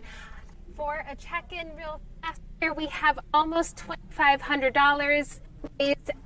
Wow, that just went over 25 as I was speaking. So that is matched dollar for dollar. And Cheryl, how is the auction going? Wow, can you hear me? Yes. I think I'm on. Ah, great. Oh, the auction is taking off, and I've got some challenges for a few people here. First of all, this Urban Arrow bike, the cargo bike, which is an awesome item, somebody needs to check in on that and pick it up because it's the way to get around town, and I think every family needs one. The yoga beach retreat, which I'm partial to because it's a beautiful house and it's totally set up for yoga, and whoever wins this will also, in addition to the fabulous chef and the yoga instruction and the luxury accommodations, will score a couple of cases of wine, high quality wine. Excellent. I'm going to throw that in. So yeah, we've got obviously some fabulous winemakers with Mobby and Big Little here, and also Bregman Brothers, so we can make sure that your daily workouts will be finished off with some great treats. The experiential dinner over at Farm Club is still in the heat here, and we've got some high bidders going after that, so let's not let them off the hook. Keep it going. And of course, the locally raised beef is a fabulous thing to take home and get ready for fall and winter with some yummy meat. And the homestead condominiums still in high contention here. We've got some top bidders: Amy McKay, Dennis Busley, Amanda Kick, Dennis Pierce. Don't let us down. Keep people going and chasing you. We've got other fabulous items, which I hope people, everything from flower bouquets from wonderful vendor in Sutton's Bay to jewelry and a full range of really lovely items. So I hope you've had time, and if you haven't had time, get on it, because at 9 o'clock we're going to shut it down and we'll claim the winners will be determined. So that is enjoy fantastic, it all. Cheryl. Thank you so much for being our chair of this committee. You have been an incredible asset to Groundwork. Thank you. What have you done, my brother? Yeah, we're in the process of just kind of finishing up. We want to showcase the plates in their final form. We have our blue Adirondack roasted potatoes with that turnip aioli sauce. Oh, yeah, you do. We have the turmeric amaranth rice, that beautiful golden color from the turmeric. We have our roasted veg. We're just going to go ahead and throw on a few of these roasted chickpeas. That's kind of like that finishing touch. We have our salad here, which we're going to go ahead and top with the apples, watermelon radish, and carrots. Well, that's beautiful. We're eating the rainbow tonight. We have a little bit of salad dressing, which I'm not going to pour on right now because it's going to go all over the place in its current form. We haven't gotten into the vessel yet, but we have that beautiful salad dressing with the fresh oregano there. And a big shout out to Fustini's. Yes, which Fustini's is such right a here. beautiful partner. And we're utilizing them here in our bread course, which has always been a tradition at Harvest. We have the beautiful 9-bean rose bread. And what we're doing here to just elevate the bread course is taking some of this Fustini's olive oil and encouraging folks to just kind of put it on a nice little serving dish like this. Olive oil and their 18-year-old balsamic vinegar, which we all love. A really good loaf of bread with olive oil and balsamic vinegar. Where'd the bread come from, Logan? This is 9-bean rose, part of the CSA box that we gave everybody who signed up for it. Using a little Alchemy Farms flour salt in there. Elevate a little bit further. Alchemy Farms, what's that all about? That's my mom's farm, as it happens to be, out in Naples City, and that's available at Oriana. And so yeah, this is kind of like the spread, the Harvest at Home spread. That's incredible. I mean, just stunning beauty, all coming off our local farms, all Michigan-made products that we're using tonight. So it's been a sprint. I'm out of breath right now. You got done. You got to be started at 6 o'clock, and here you are at 7:30, and it's done. Not recommended in your own home kitchen. Incredible.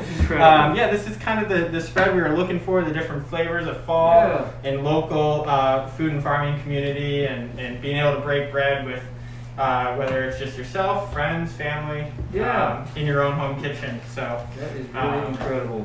Yeah, absolutely. So one of the things that we're excited about is after we're done with the whole event. We have Josh Davis warming up right now, going to play a full set at 8 o'clock, and then we're going to wrap the whole thing up, including the auction and the 50-50 raffle. That all 8:45 50-50 raffle, 9 o'clock auction is done, and then we're going to hang out and eat this, which I'm really excited about. Yeah. Yesterday, we were getting ready, planning the details, and Miriam said to me, you know what I'm really excited about? And I had no idea. And she said to me with like a deep conviction, the food.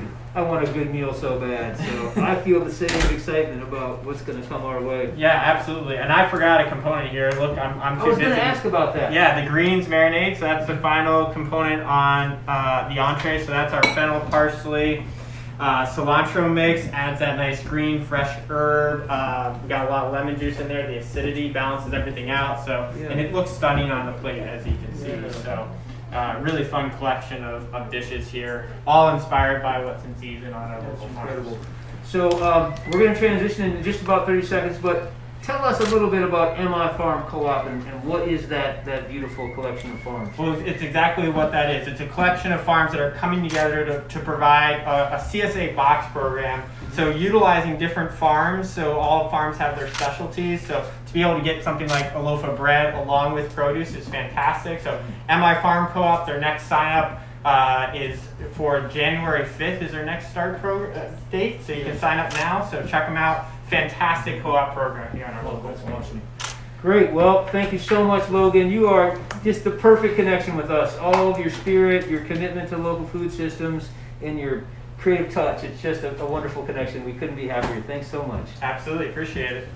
So I'm going to talk about something else now, and I'm going to stay right here next to the food because I'd rather be here than outside, and that is the Count Me In campaign, which is our annual fundraiser, which we do. If you're a member or a prospect or anyone I might happen to know, you get letters from me inviting you to make a donation. And this year, we have kind of put it together with our 25-year anniversary to say, you know, for the next 25 years, can we count on you? And your answer should be, hopefully, count me in. So that's kind of the theme. But so it's fun and a little bit lighthearted, but it's also important to us to kind of lean on our supporters who've been with us for so many years, as we cross 25 years, to look forward and think, you know, what's the next 25 years? And do we have this base of support with us and growing to the future?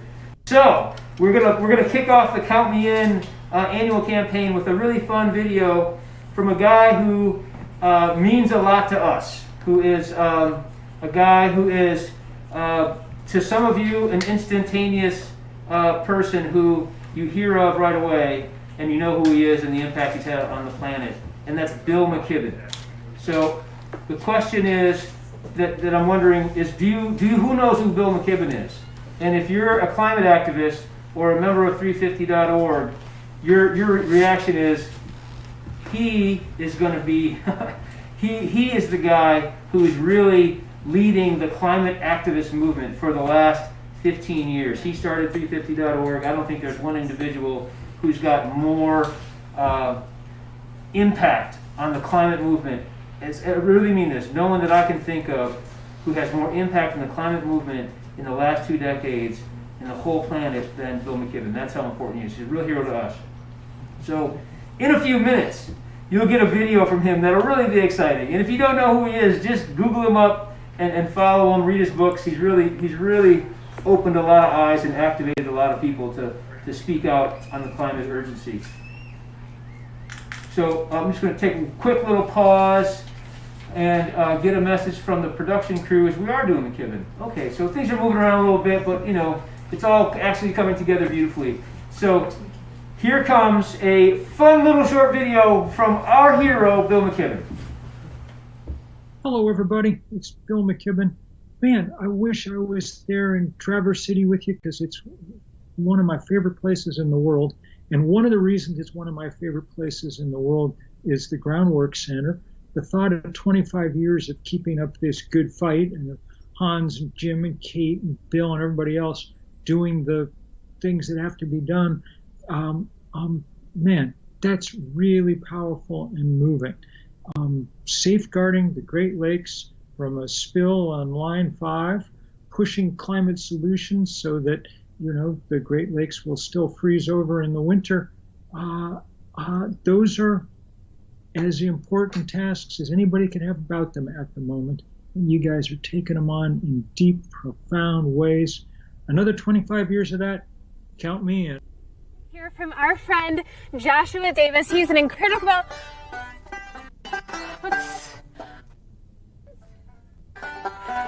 Hey, get one in before Josh. Come on, we have some time, don't we? I've been working on this one. This is a real scrubs. Really? Come on, quick. Just a quick one, Miriam. Come on. Lined up. We've been working on it for a while. Yeah, but he can't play the banjo. 5 seconds. Here we go. Okay, ready? 5 seconds. Oh, I messed up. Okay. Go ahead. We'll throw it over to the pro, Joshua Davis. He's going to perform a quick song for us just to give you a little taste of his performance later on this evening. That's the end of the song, and you can lip sync it. When I come back at 8 o'clock, there'll be some sound. Thanks. Hi. So we are thrilled tonight to be celebrating a 25-year anniversary. And as I look back, I can think of dozens and dozens of really significant accomplishments, tangible outcomes that this organization has achieved. And it keeps me going. It keeps you supporting us. We're an education organization. We're a community organizing organization. But at the end of the day, our goal is to achieve results that benefit people and places in Michigan.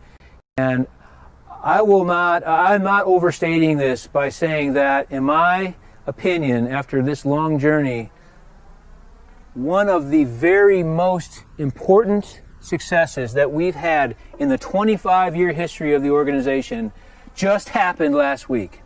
You might know what I'm talking about, but I'm not going to steal the thunder. I'm going to pass it to the champion, our fearless leader of the 10 cents a meal campaign, Diane Connors. Hi, everybody. It is so exciting to be here.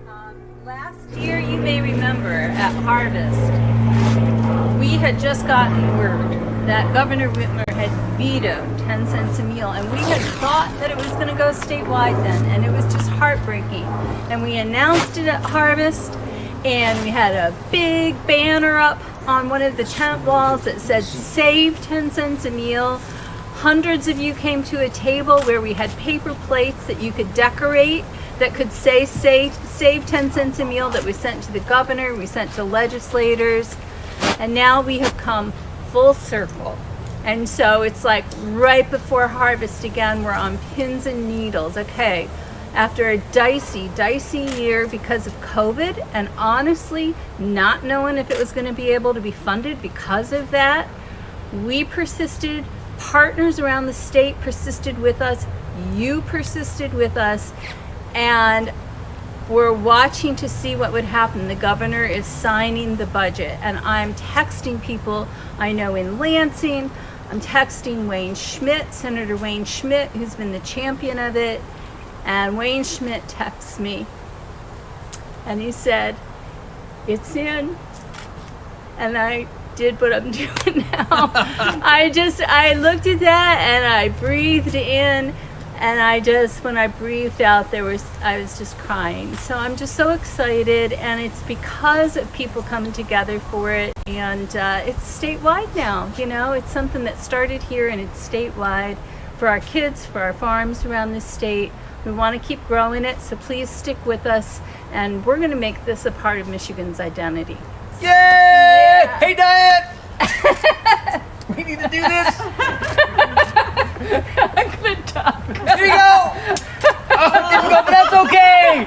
Here's to you, Diane. You deserve a champagne toast. Thank you. To Diane Connors' incredible, powerful, fearless, unrelenting leadership, and to the amazing program that benefits farmers and kids all over the great state of Michigan. Way to go, Diane Connors! And everybody who's a part of that coalition, that campaign. All right. Tastes good.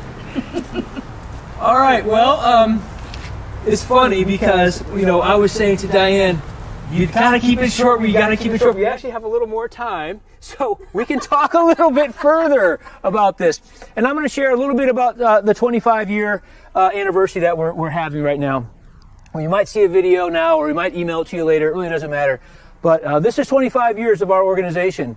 And I sometimes mark my life on where my kids are. And my daughter, my oldest daughter, turns 23. So her entire life has been growing up as a part of this Groundwork community.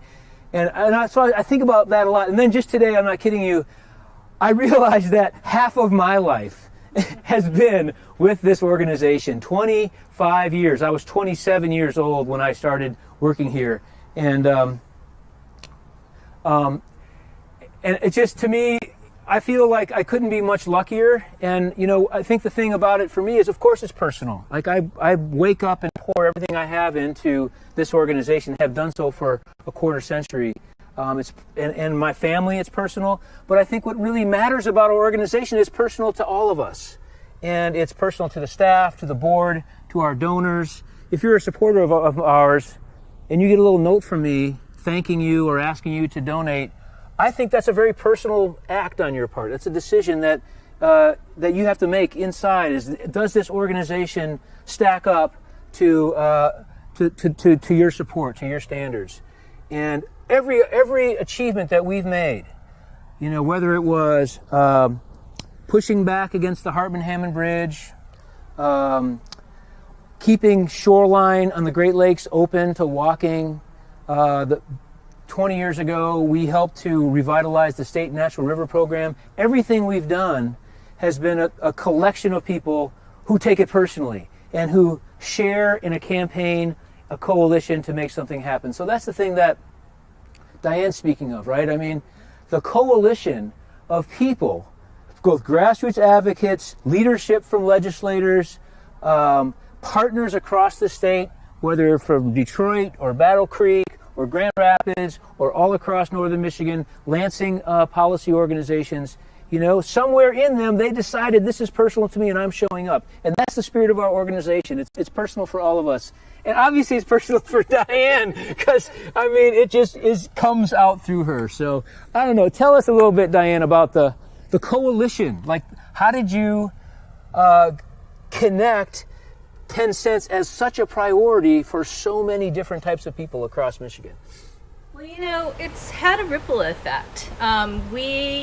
We've been involved with people in the local food movement all across the state, and so we could reach out, and we wanted to communicate about the successes of the program, and people around the state would see how it was successful, and they would say, hey, we want it here. And so they would then talk to their own legislators about it.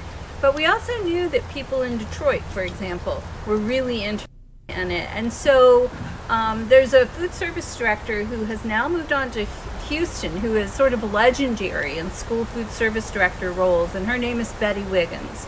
And I would see her at national conferences after we left, and she would pin me in a corner, and she'd say, do you have it for Detroit yet?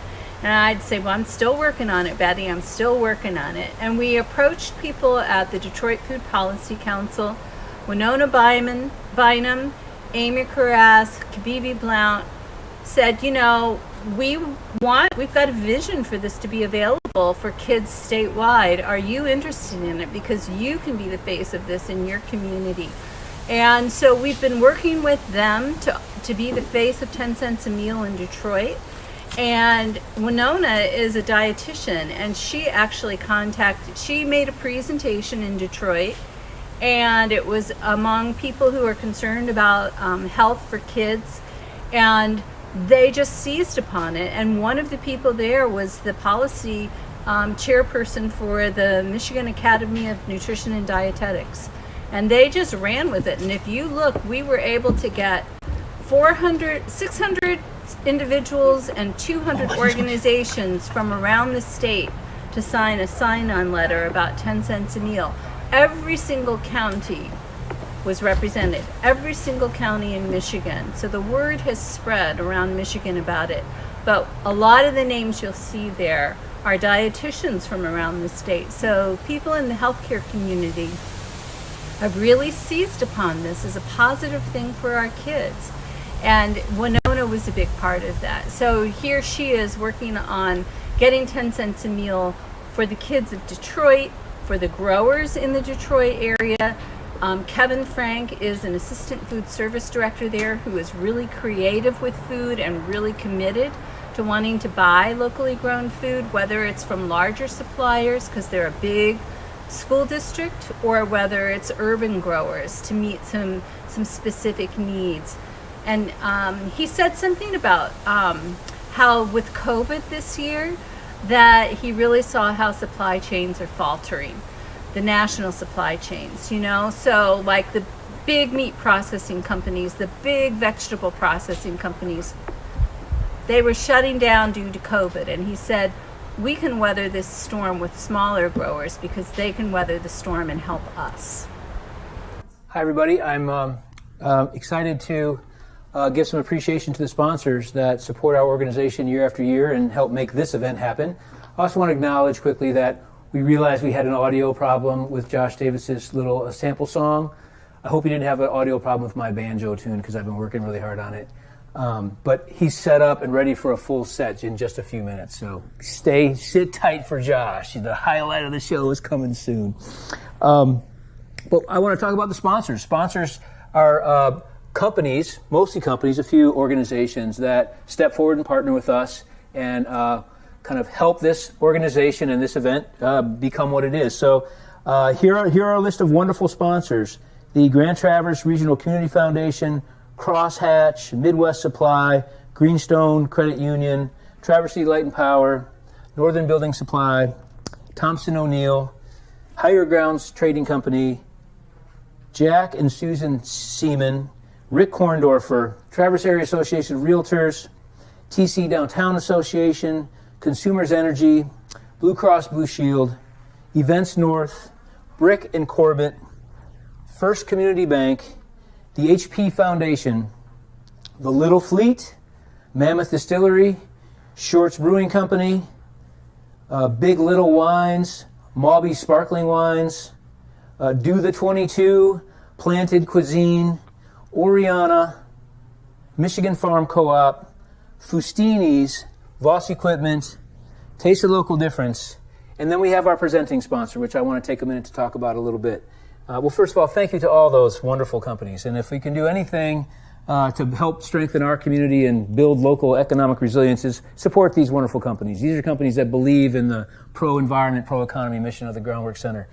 So thank you all who just step forward, even when times are tight, even when COVID has put business plans up in the air, these companies have stepped forward and continued their support. And we wouldn't be here and we wouldn't be doing this event without all of them. The providing sponsor is a company that we're just thrilled to have for the second year in a row. It's Harvest Solar. They were our providing sponsor last year. Groundwork is seeking to help Michigan achieve the goal of 100% renewable energy. That's our vision.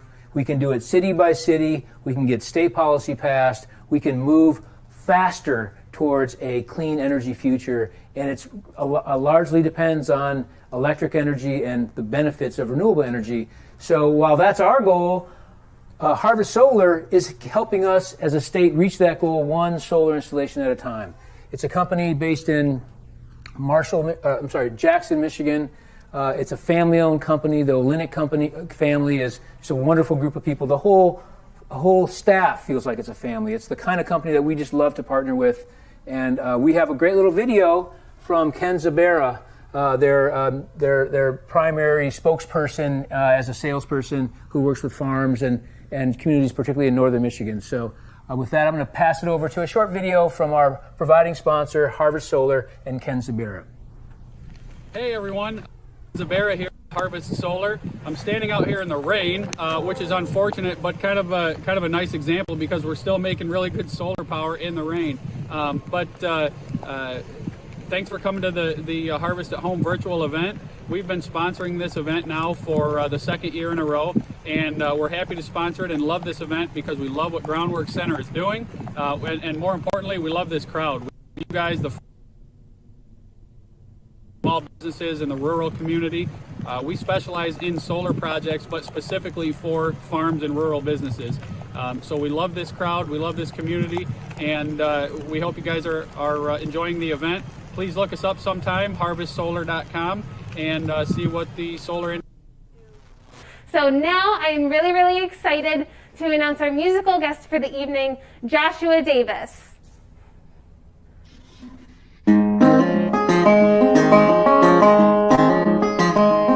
I got dirt under my nails and a taxi coat, maybe a little ragged, but I'm ready to go. Just give me a call and I'll be on the next train through.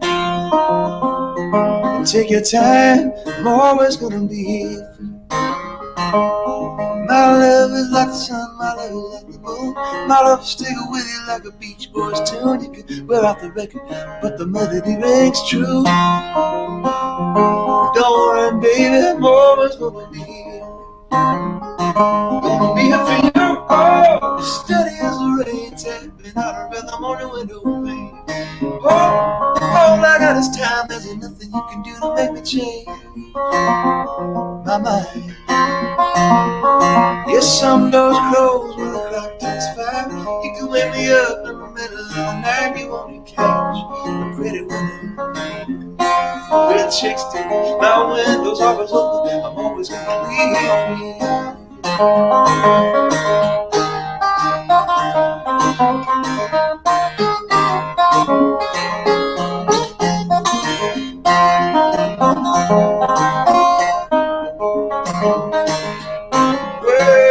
Well, some guys will wanna hold you like a baseball bat, and I'll hold you, but I'll never hold you back. You can steal and play sugar, you can scuff my shit. You can fly free, know I'm always gonna be here for you. I'm gonna be here for you. Oh, steady as a rain, tapping out a rhythm on your window pane. Oh, all I got is time. There's nothing you can do to make me change my mind. No matter which way you turn, or how many bridges you burn, I'll find a way through. I'm always gonna be here for you. Well, if everything I told you turned out to be lies, heaven freezes over when the rivers run dry. Don't ever doubt this much is true. My window's always open and I'm always gonna be here. Honey, take your time, I'm always gonna be here. Well, don't worry, baby, I'm always gonna be here for you.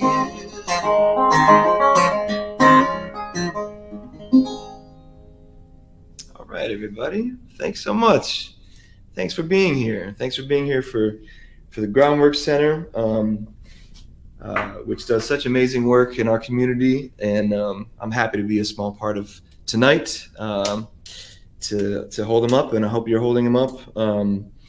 There's an auction that's going to be closing in about 40 minutes or so that you can get in on, and some raffle tickets, 50/50, that'll be closing in a little bit too. And I'm just here to play some songs and to celebrate this wonderful organization and the work they do.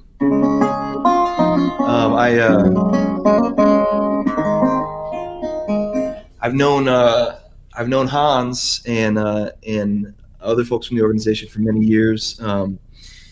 I first got to know Hans at the Michigan Land Use Institute.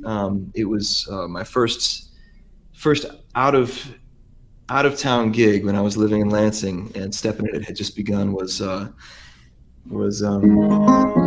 the Cabbage Shed for the Michigan Land Use Institute's an annual party that they had. And, we got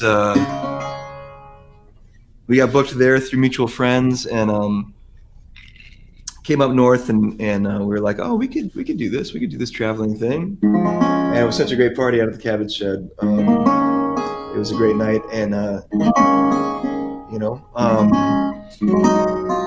have so much respect for the work that's being done. Really great work. So anyway, I'm gonna play another song. This is the tune that I was gonna play at the break, but the audio wasn't functioning. I hope that it is now, and you can hear me.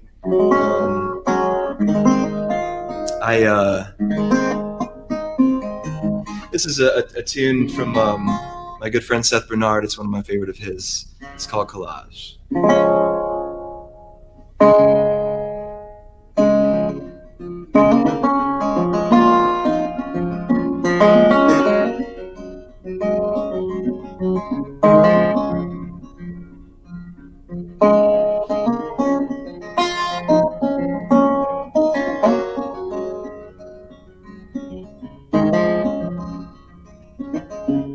Separated in smaller and smaller camps, people more and more like us. We take shots at the other camps, like we know, like they don't know what we do, like they don't have a camp they cling to for dear life, for fear of life, like we do. Collage of all the flags, all the scriptures put together, a race spinning through space. Collage of all the flags, all the scriptures put together, a race spinning through space.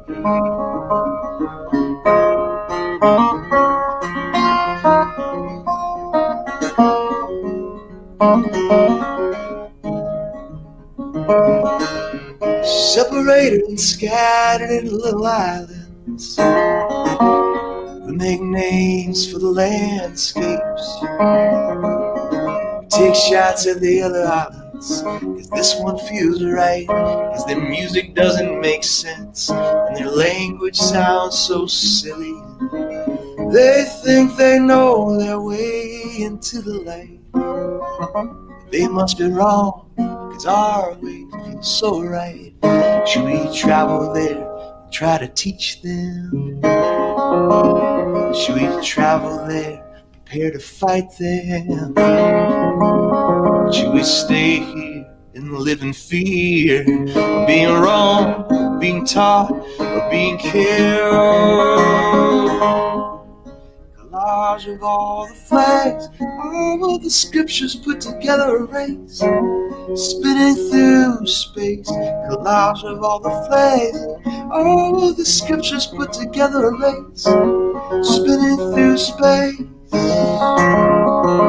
race spinning through space. Yeah, it's a Samuel Seth Bernard tune, you guys.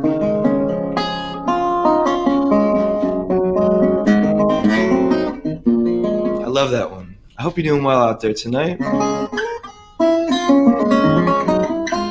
And I'm honored to be involved in tonight's lineup. There's been so many wonderful folks that are doing such great work in our communities and all over the place. And I'm so glad that this is going on virtually. I know it takes I know from experience that it takes a lot to dial a virtual function like this in. They really had the in-person gathering down, and they really had to jump on it this year and figure out a lot of things. So I've got a lot of gratitude for all the folks, Miriam and all the folks that are working their tails off to dial all this in the tech side. So thank you very much. Again, there's a live auction, silent auction, I should say, and raffle 50/50 raffle that are happening. All to support Groundwork Center's wonderful work that supports you and your community. Let's see. I'm coming to you from my studio space down here out in Loghan County. It's a beautiful day today, and beautiful day yesterday. I got to go to the beach with my family out in Good Harbor, and we don't often have a beach day in mid-October. I was very thankful for that.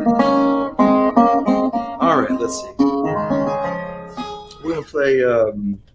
But you know what? I think Hans is gonna he's gonna want me to play some blues.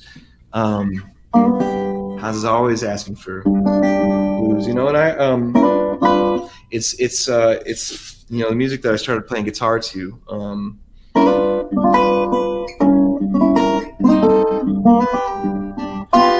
And I have so much respect for the lineage of blues music, and I always want to be careful to respect it, to give it its space, and to try to celebrate it, but not to own it. So this is definitely not my tune. This is an old traditional song. It's been done by many people. Sonny Terry and Brian McGee and Lightning Hopkins, lots of others. This one's for Hans.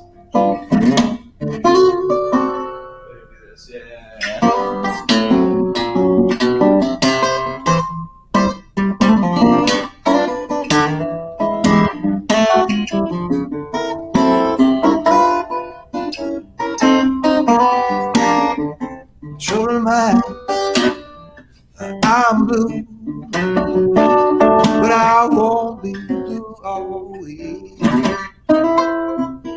because the sun's gonna shine in my back door someday.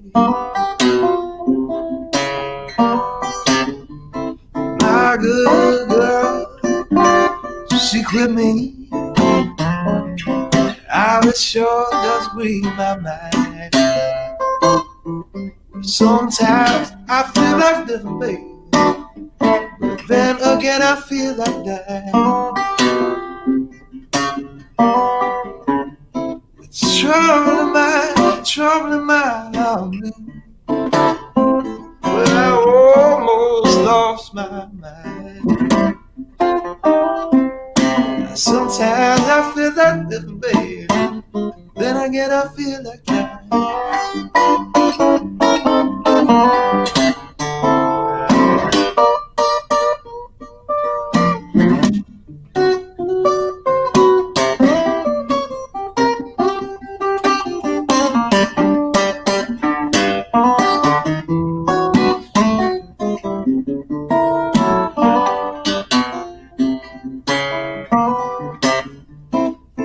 I'm laying my head by that old cold railroad line. I'm gonna let that 219 train just pacify my mind.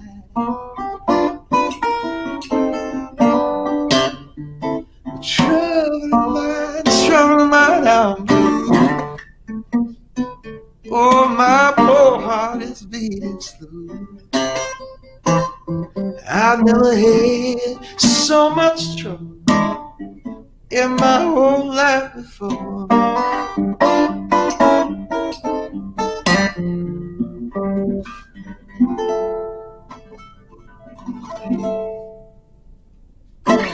There you go, Hans. I know that you wanted to hear that. I know you're gonna ask me, you're gonna give me a hard time if I hadn't. So there you go. I was contractually obligated to play that number, folks. So I hope you're having a beautiful evening out there. It's gonna be a lovely weekend. It is a lovely weekend, I should say. It's Saturday, right? Yeah.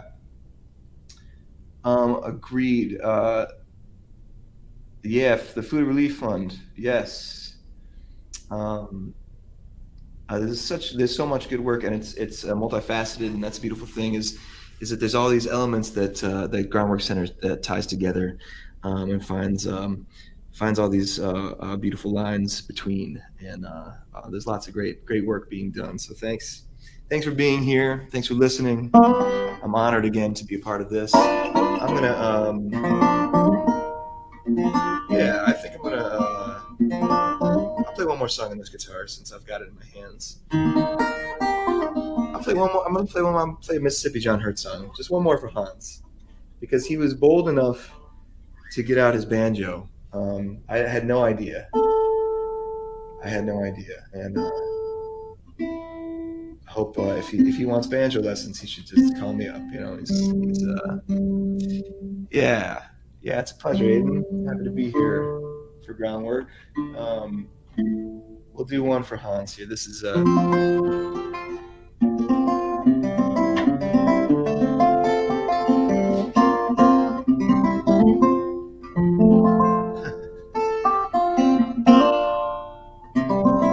we talked about how Mississippi John Hurt was a big favorite of both of ours. So this is let's see.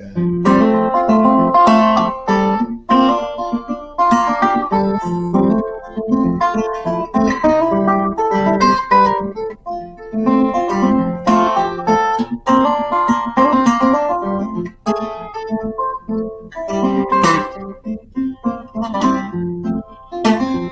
Creole belle, I love her well, my darling baby. My Creole belle, when the stars do shine, I'm gonna make her mine. My darling baby, my Creole belle. I got a house in the country, big old garden out back, blues on the Victrola. What you think of that? My Creole belle, I love her well, my darling baby, my Creole belle.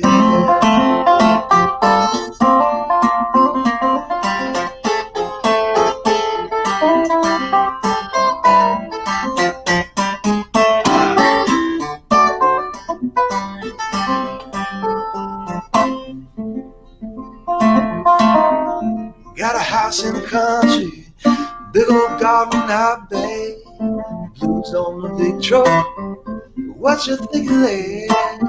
My Creole belle, said I love her well, my darling baby, my Creole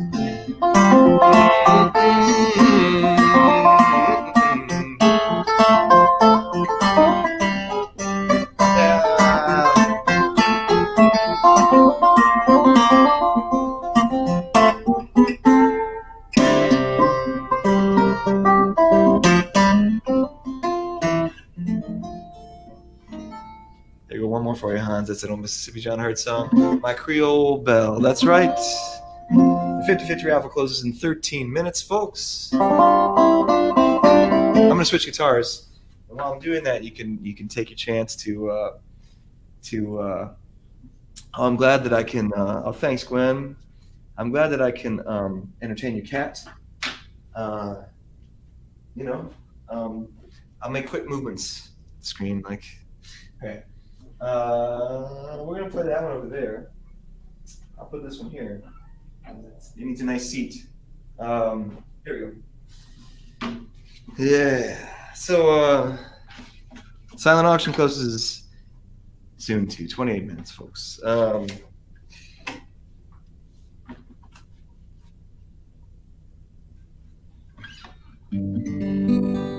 Yeah, me too, Eric. I miss the angry emoji, Deborah. But I don't take it amiss. I don't put too much.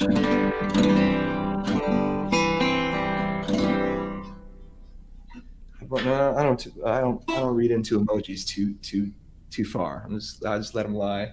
I don't know what that means. I don't know what I'm talking about. I'm up here. Let's see.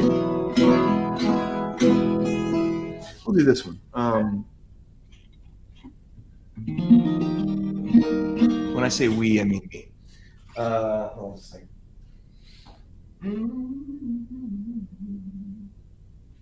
I've been getting used to doing these online live streaming shows, and it's been a lot of fun. It's been a really wonderful way to stay connected to community, and I know that we're all kind of trying to do that, especially as winter's coming on. It's going to be especially essential when we're staying home and staying safe and still wanting to connect with people. I've never been so thankful for social media in my life. Let's fundraise for banjo lessons for Hans. It's probably a smart idea. It's definitely helpful in the community. It's a heart-driven campaign. Thank you, Casey. I have so many more behind that door over there that you are not seeing. It's insanity. It's a sickness. Okay, let's see what we've got here. Oh, I was going to play this one.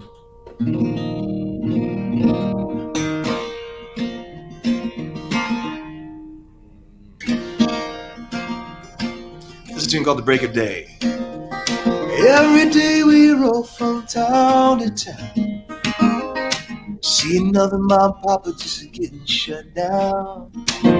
It's the same 5 stores everywhere we go. It's the same damn music on the radio. Hey, hey, can we just hold out and break it? You see the rent's too high for you to pay. The corporation came in and made it that way. When they say they don't spend songs in the minor key, it's tunes too tough for the FCC. Hey, hey, hey, well, can we just hold out and break a day? Hey, hey, hey, would you hold me close and I'll break a day? If I'm a little bit harder than Rio Grande, it seems we've seen the last lemonade stand. Well, on the flea markets and the paper routes, if you can't trade in bulk, you get muscle out.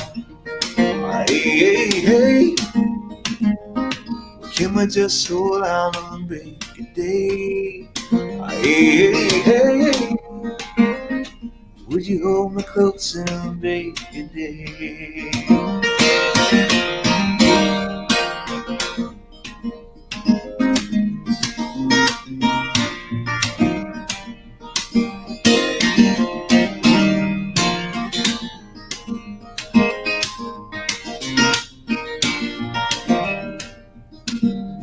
Yeah, troubled voices on the rise, thunderheads rolling down the blue sky. I know that summer's come and gone. I can feel winter coming on strong. Can we hold on road signs of this crooked road? Torn away from the day of the Comstock low. Yep, when easy street was just a mile away. Oh, from the dark of night to the light of day. Hey, hey, can we just hold out on the break of day? Hey, hey, would you hold me close and on break of day?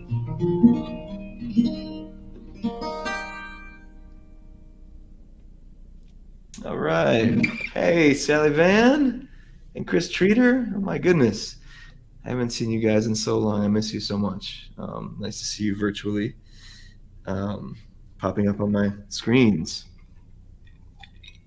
I hope everybody's doing all right out there and taking good care of each other.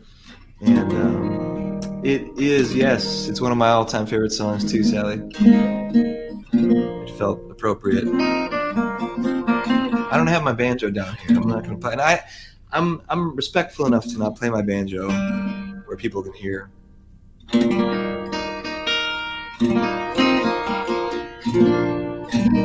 Let's see what we got for you now.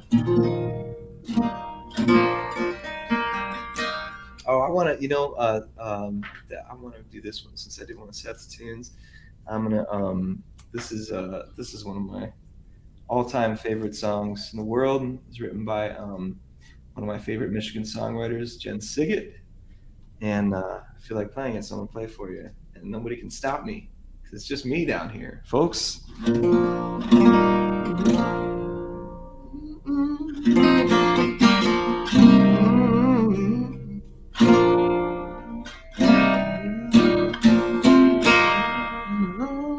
I think I can play it up here a little bit more. We'll play it right here. Yeah. Okay, here we go.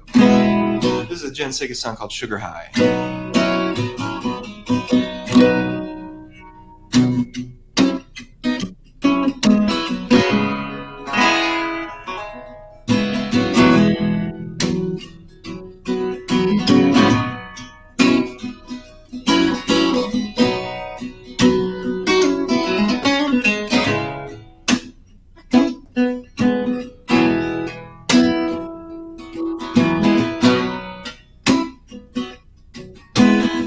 She likes candy, little boys often do. What a sticky mess has got himself into. At her age, she should have known better. Now she picks up the pieces when the sugar has through, 'cause she figures it's the least she could do. Anyway, either way, you know I think it's going better. He lies like a politician. She's always got a splendid excuse. I've heard it all before, and honey, it ain't no use. You say you're clean, but the dirty truth is that you're just another victim of a sweet tooth. When the man meets supply, sugar high.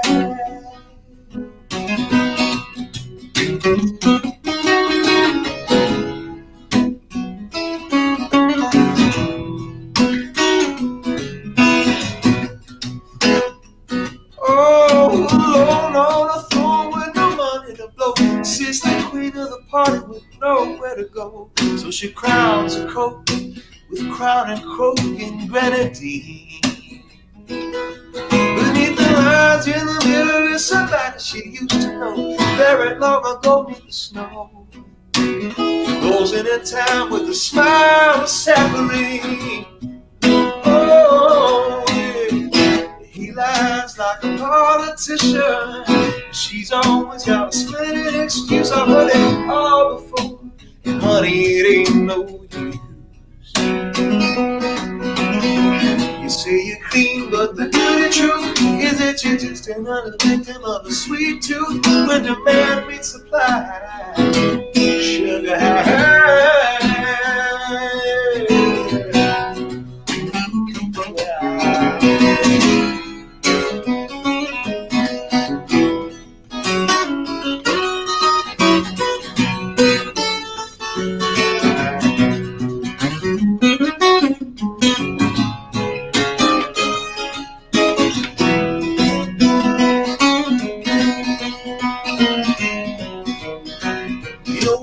Penny earned is a penny spent, and you wake up in the morning and you wonder where it went. But talk ain't cheap when you take your licks.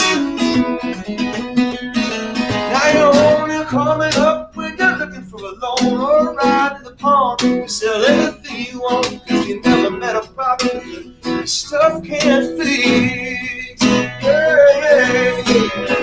She smiles like he lies like a politician, and she's always got a splendid excuse. But I've heard it all before, honey, it ain't no use. You say you're clean, but the dirty truth is that you're just another victim of a sweet tooth. When the man meets supply, sugar high, yeah. When the man meets supply, sugar high. Oh, oh, oh, oh,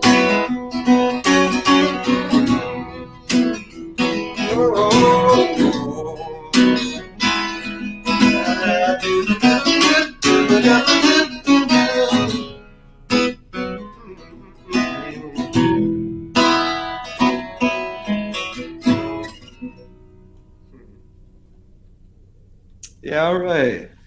That's a Jen Siggett song called Sugar High, and she's one of my very favorite Michigan songwriters. If you don't know about her, go check out her stuff whenever you can. Hey, Julia Riddle. Yeah, happy to be here with you. Hey, Mary, Linda. Yeah. Hey, Sam. All right. Yeah, it is a great organization. I'm glad you're here. We had hoped, hey, Stephanie. Yeah.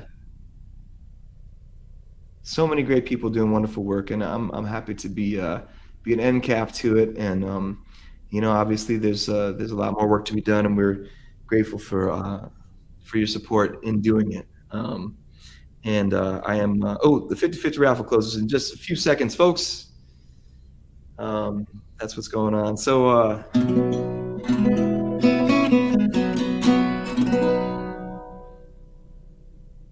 yeah. All right.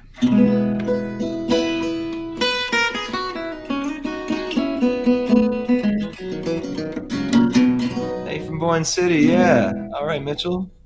Hey, Stacy. All right, some folks that I know are dropping in. It's nice. Amanda Kick. All right, some of my favorite people are here tonight. And happy you're here. Happy you're all here. Thanks, Julie. Let's see what we got going for you here.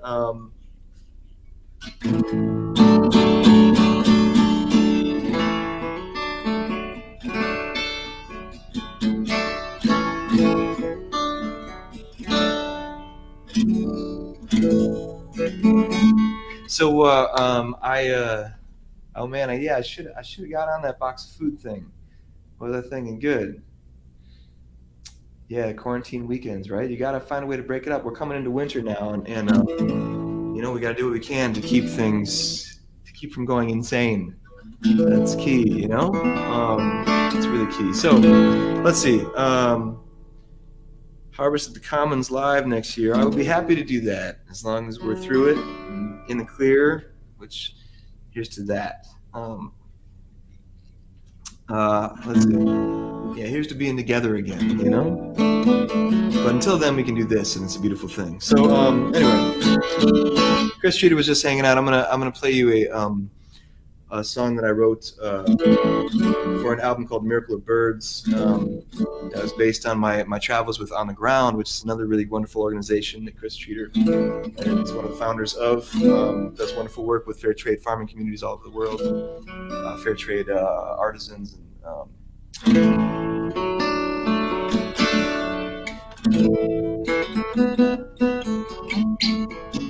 This one called Over the Wall and Gone.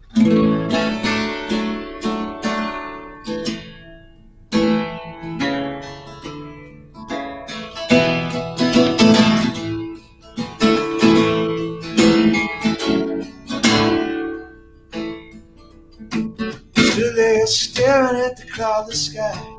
Overhead a pair of birds flew by. Over the wall in the blink of an eye. Over the wall and gone. Walked back down to the turnaround. I said goodbye and he didn't make a sound. And just smiled at me and looked back at the ground. And I was over the wall and gone. Two birds are flying, trying to find our way. Two birds are flying, I hope you make it home someday.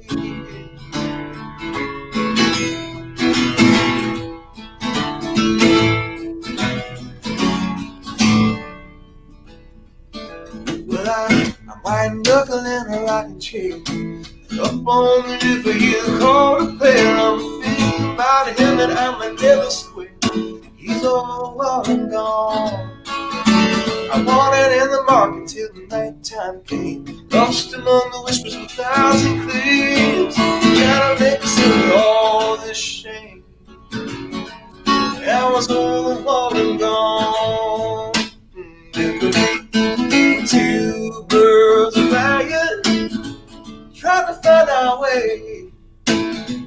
Two birds are flying, I hope we make it home someday. Well, we raise it up and then we raise it to the ground. I'm living in the weight of all that's lost and found. There's angels in the streets are waiting 6 feet down. 6 feet down.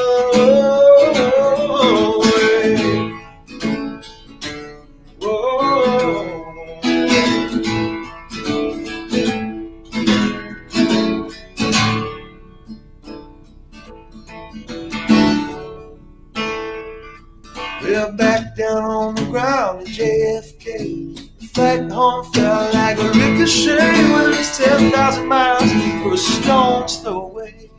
It's still over the wall and gone. Two birds are flying, trying to find our way. Two birds are flying, I hope we make it home someday. Whoa, whoa, whoa, whoa. Hope you make it whole song.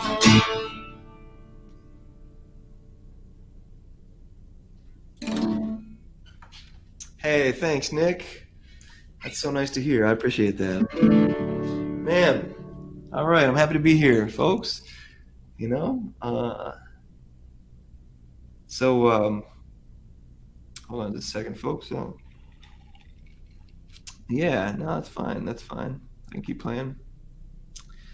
They just asked me to play a little longer, and I that's easy because I like to play songs, folks. If I didn't like it, I wouldn't be doing it.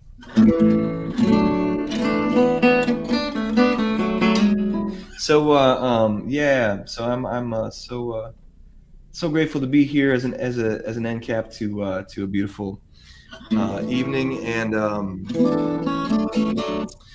bringing in food and community and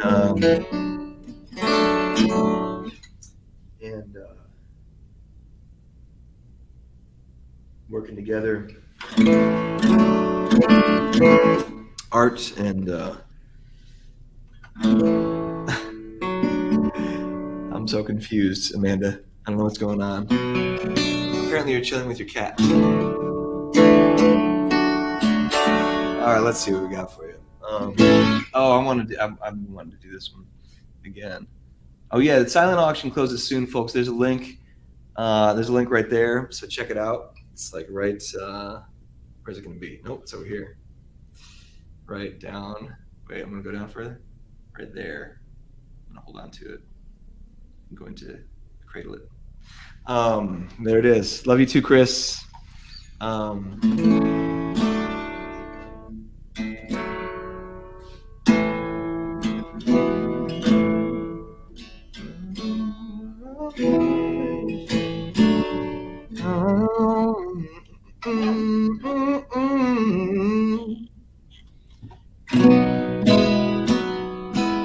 play this song by Justin Townes Earl. He just passed away recently, unfortunately, and very young. I love his Harlem River Blues record. And this is the title track from that record.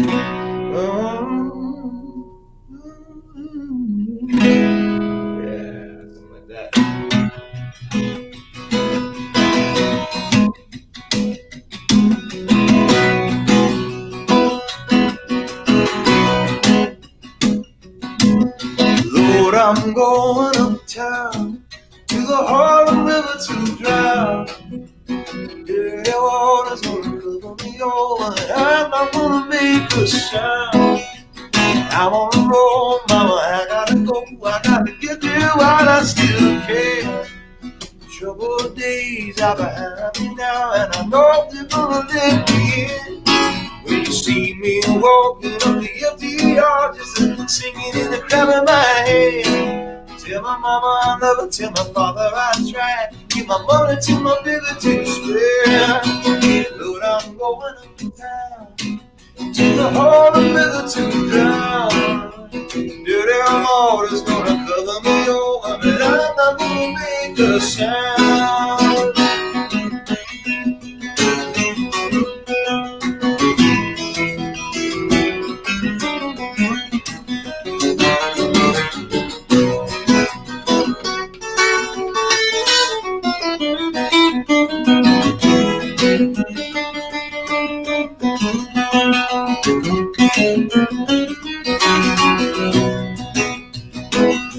Yeah, good times come and they go.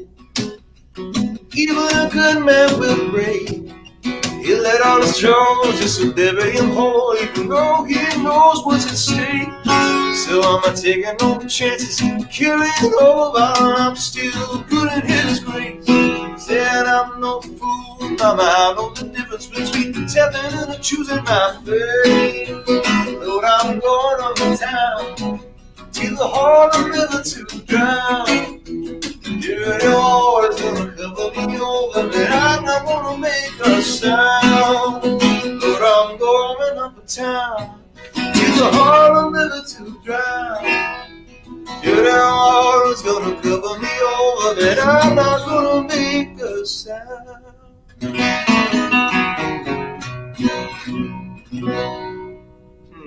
All right.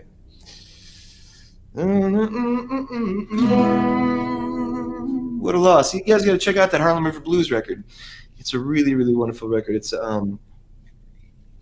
cool from a songwriting perspective. It's got all these classic folk themes, but it's like all these like Appalachian folk themes, classic like traditional stuff. But it's all set in New York City, so it's like the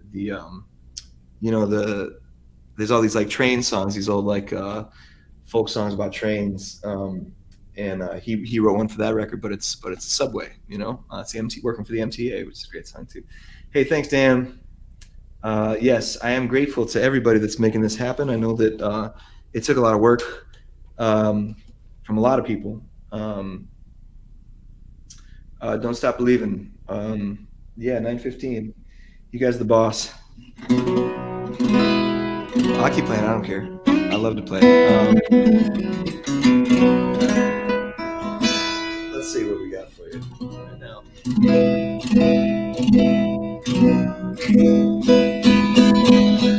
Longer. Now we're getting into overtime, you guys. There's some kind of regulations about that.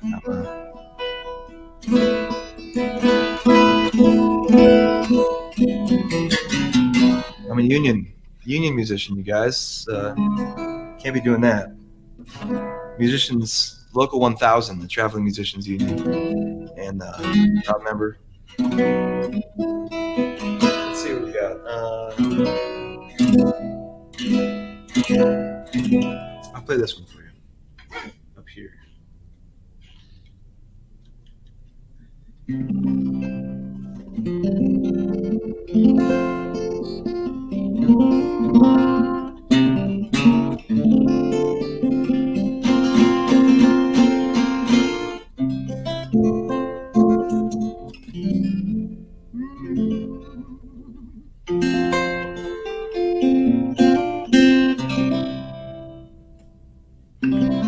You know what? Our silent auction closes in 3 minutes, you guys. 3.5 minutes.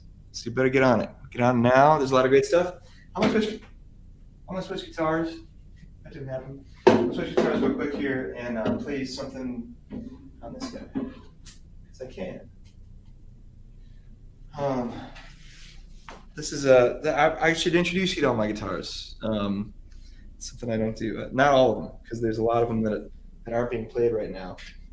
But I'll introduce you to this one first. This is a National Painted O, and it's a brass body guitar, so it's really heavy.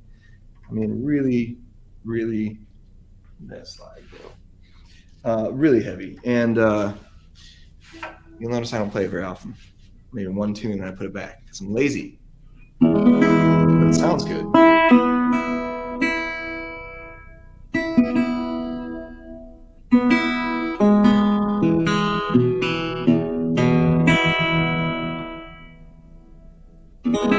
This is made by the National Company, National Guitars Company in California, and I got it at Elderly Instruments in Lansing, which is a beautiful music store.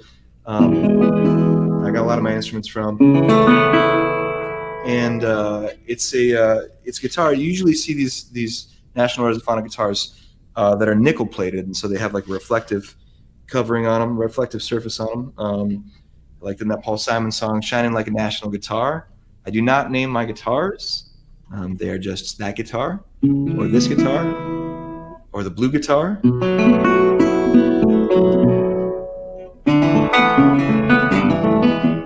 So this is they started making guitars, these guitars before amplification, and they so they could be heard over jazz bands or on the street by street musicians, and they got picked up by blues artists because they were loud, but they have this specific sound, It's like an internal amplification system, almost acoustic.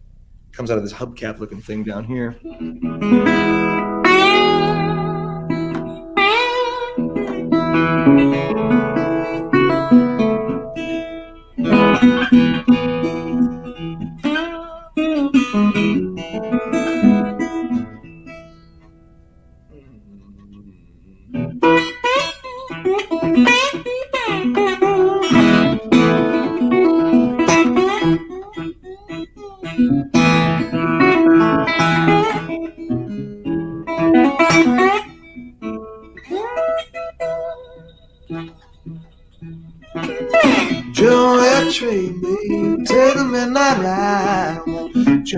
train, take the midnight ride.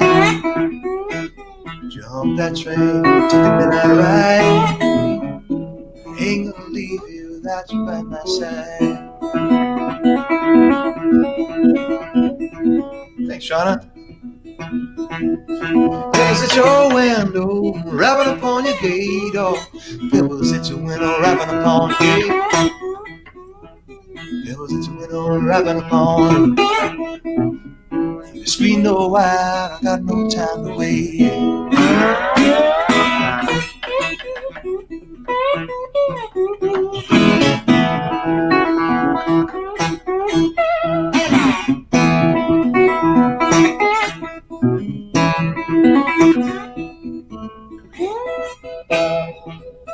$200, I got a brand new Stetson hat on. $200 on a brand new Stetson. $200 on a brand new Stetson. I'm leaving this country, baby, what you think about that? Train yards are empty, locomotives are rolling slow. Train yards are empty, locomotives are rolling slow. Train yards are empty, locomotives are rolling. It's that midnight ghost all the way to Mexico.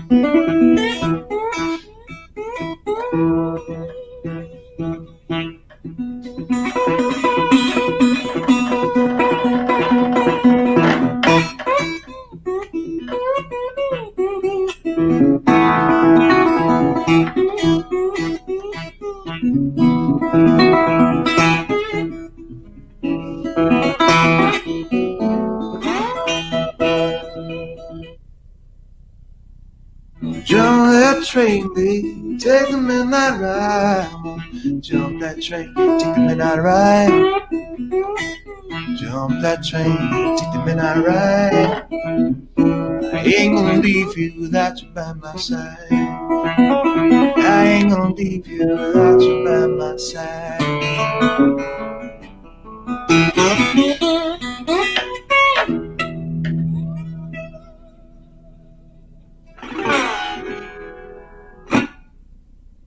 Yeah, good. Thanks, Jen. Thanks, Casey. All right, Amy. Yeah, this is one of my favorite guitars, you guys.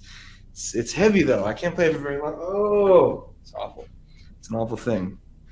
That national company makes lovely guitars. All right, I'll put this back for a minute and pick back up. We'll go with this guy one more time.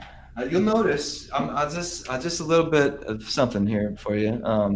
This is a Waterloo guitar. It's made by the Collings Company out of Austin, Texas.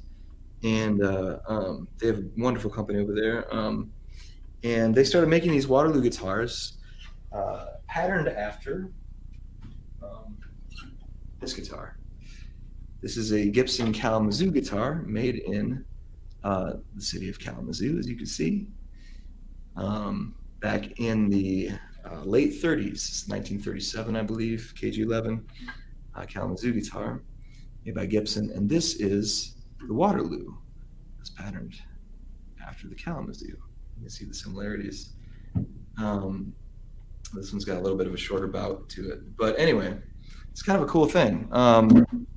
Bill Collings was a real genius. He passed away a couple of years ago, and he it was one of his last really cool things that he did was down to the glue that like holds the ladder bracing inside the guitar. It's a very similar guitar, but it plays great. Anyway, just some fun guitar geeky stuff for your evening because we're here together and together and alone. Let's see, you guys. Let's see. See, you've been hanging tight. I just got a couple more songs for you. Let's see what we got. I think. Yeah, we'll that'd be good. I'll play this one.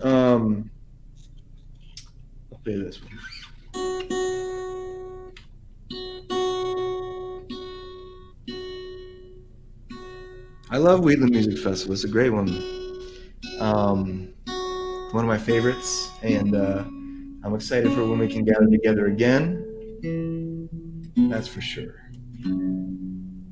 There we go. All right.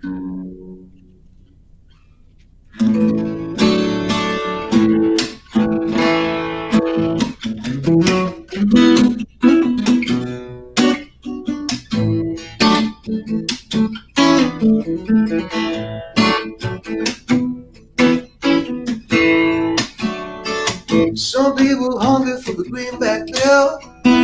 Some folks hunger for the top bill.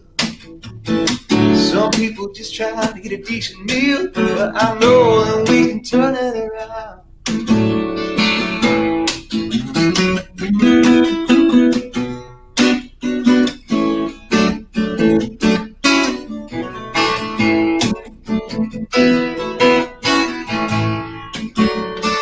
Some people sleeping and flying for the bed.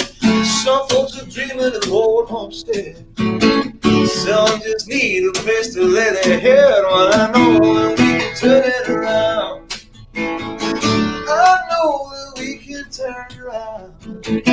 There's nothing that I found. There's a voice in the dim singing, working man's head. I know that we can turn it around.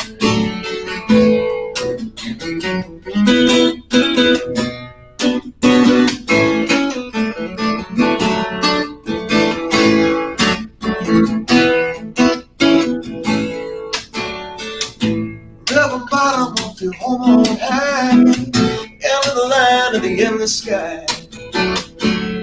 Just sitting and just getting by. I know that we can turn it around. I know that we can turn around.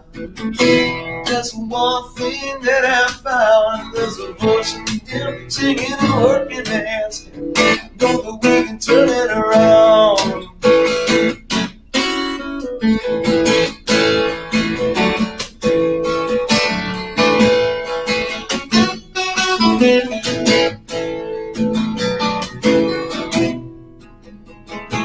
From the ninth ward up to Petticoat Lane, one man's joy, but another man's pain. But the sun keeps shining through the driving rain, and I know that we can turn it around.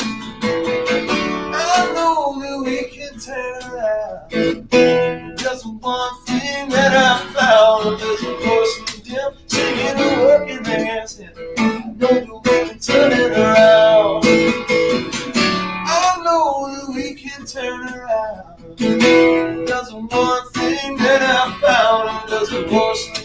singing working man's hymn. I know that we can turn it around.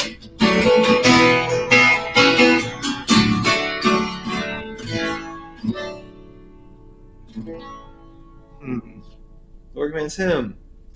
Yeah. All right. So I think that we got about time for one more here, and I am very, very grateful for all you guys coming in and tuning in, and all the work that's been done here by the whole team at Groundwork, and all the wonderful guests that they've had on. It's been a great evening. I'm thankful to be a little part of it, and I'll close out with this tune. This is one of my favorites. It's a nice. I feel like it's a good time for. It's a good tune for autumn, and it's a nice one to close out with. And I feel like it's gonna be a mantra for this winter a little bit. It's a Tom Waits tune called "Hold On," and I hope that you do. I'm sure you will. We got to stay together.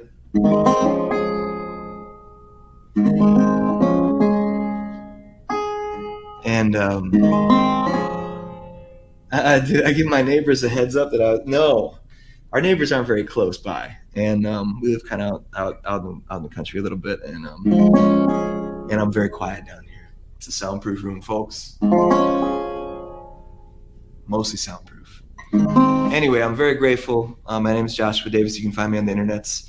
I do concerts on Thursday nights if you're interested, just like this from here. I talk a lot of smack, and a lot of folks gather around, and it's like playing around a virtual campfire. It's a lot of fun, and I'm very grateful for the work that Groundwork Center does, and I'm happy to have known Hans and the crew for a good many years, and our community wouldn't be the same without him, and I'm thankful that you're here to support him, and grateful for all the hands that put this thing together. So here's a tune called "Hold On."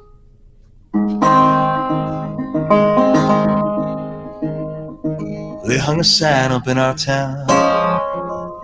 If you live it up, you won't live it down. So she left Monte Rio, son, just like a bullet leaves a gun. With her charcoal eyes and Monroe hips, she went and took that California trip. Oh, the moon was gold, her hair like a wind. She said, "Don't look back," cause you said, "Come on, Jim." Oh, you gotta hold on, baby, gotta hold on. Taking my hand, standing right there, you gotta hold on. Well, he gave her a dime store watch and a ring made from a spoon. Everyone's looking for someone to blame. When you share my bed, you're gonna share my name. Well, go ahead and call the cops. You don't meet nice girls in coffee shops. She said, "Baby, I still love you. Sometimes there's nothing left to do. Oh, you gotta hold on, baby, gotta hold on. Taking my hand, standing right there, you gotta hold on. Well, God bless your crooked little heart. St. Louis got the best of me. I miss your broken China voice. How I wish you were still here with me. Where you build it up, you wreck it down. Then you burn your mansion to the ground. There's nothing left to keep you here. When you're falling behind in this big blue world, oh, you gotta hold on, baby, gotta hold on. Taking my hand, standing right there, you gotta hold on.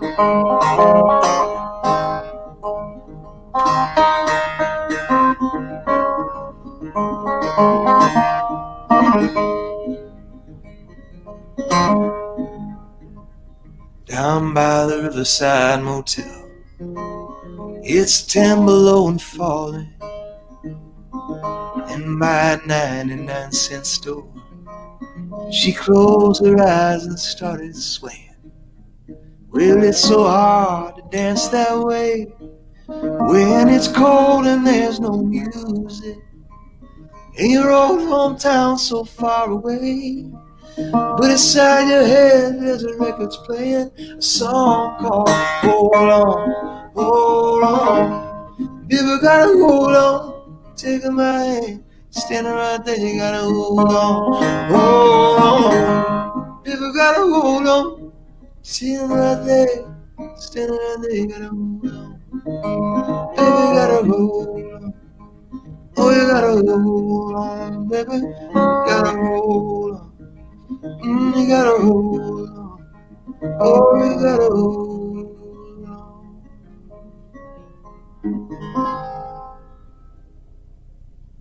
Thanks so much. Thanks for having me. My name is Joshua Davis. Happy to be a part of the Groundwork Center celebration tonight. Be well, be excellent to each other. I love you. See ya. Farm for the gorgeous produce and flowers that you saw behind Logan and I tonight during the cooking segments. I also would like to thank the Harvest Fundraising Committee, a great group of individuals including Cheryl Hutchinson, Laura Jacobson, Catherine Palms, Betsy and Tommy Corbett, Anthony Palumbo, and Matt Schmidt. Thanks so much for your time and your support of Groundwork and what we do. And thanks a lot to the auction donors and everybody who bid on the silent auction and purchased 50/50 tickets. Well, thank you, Miriam. That was beautiful. I just wanted to thank all of you for connecting with us. As I mentioned earlier, we had 650 people last year tucked under a big tent on the grounds of the Grand Traverse Commons, and we had more people than that this year spread out throughout the whole state of Michigan and beyond. And that was our goal, is to connect people in their homes to the Groundwork Michigan in a sense of community, and I think we achieved that. So well done, everybody. Way to show up and check in. I hope it was as enjoyable for you as it was for us. I want to give a big shout out to Josh Davis. Oh my God, that was again a blow away moment from Josh. He played Mississippi John Hurt for me, which I'll have to talk to you about later. Josh, thank you so much, man. But we really enjoyed the music. We enjoy all the partners we have. I want to just shout out some of the crew behind the camera that you don't see, and all the work that goes into a pretty high-tech performance like this. It's Micah Maybe and Kristen Stewart, who are beautiful young people that are putting this all together under the tutelage and guidance of the master of communications disaster, Bill Lotka. If you don't know Bill Lotka, he does basically all our high-level communications work. His company is Storylicious, and we worship him. He is so, between his talent and his integrity, we don't know what's greater, but he really is a special guy, and we appreciate everything he does for us. Also, James Russell is a designer who's always there when we count on him, and thank you, JR, for carrying us along. And I think you all will feel pretty comfortable with me just passing a big, beautiful thank you. I'd hug you if I could, Miriam, but you've done so very much for us, and everything you bring is such a high quality, and you make us better. You make this event happen. And as you can see, the 25-year cake is a burden here, y'all. So this is our 25-year anniversary. We're celebrating tonight. It happens because you've been connected with us. And like I said earlier, we're looking forward to the next 25 years. I hope we can count on you. Count me in, count these folks in, because we believe our best work is ahead of us. And then the last thing we're going to do before we sign off and say goodbye is just walk you out with a sponsor video. We have fun. If you remember, if you were at the event last year, the sponsor parade was kind of a hoot, right? People kind of walking around with corny signs about their thoughts about Groundwork. And so we tried to replicate that in a video. So as we say goodbye tonight, we're going to pay special tribute to our beautiful sponsors. Again, support these companies and check them out. So one last thing, kill it. I think I need to announce the raffle winner. Is that what I'm being told? One more time. I'm so excited. We sold out of raffle tickets. The total was just over $4,000, and Lori Lyman won $2,000 of that. So thank you so much, Lori, and thank you to everybody else who purchased 50/50 tickets. We can't thank you enough for supporting Groundwork.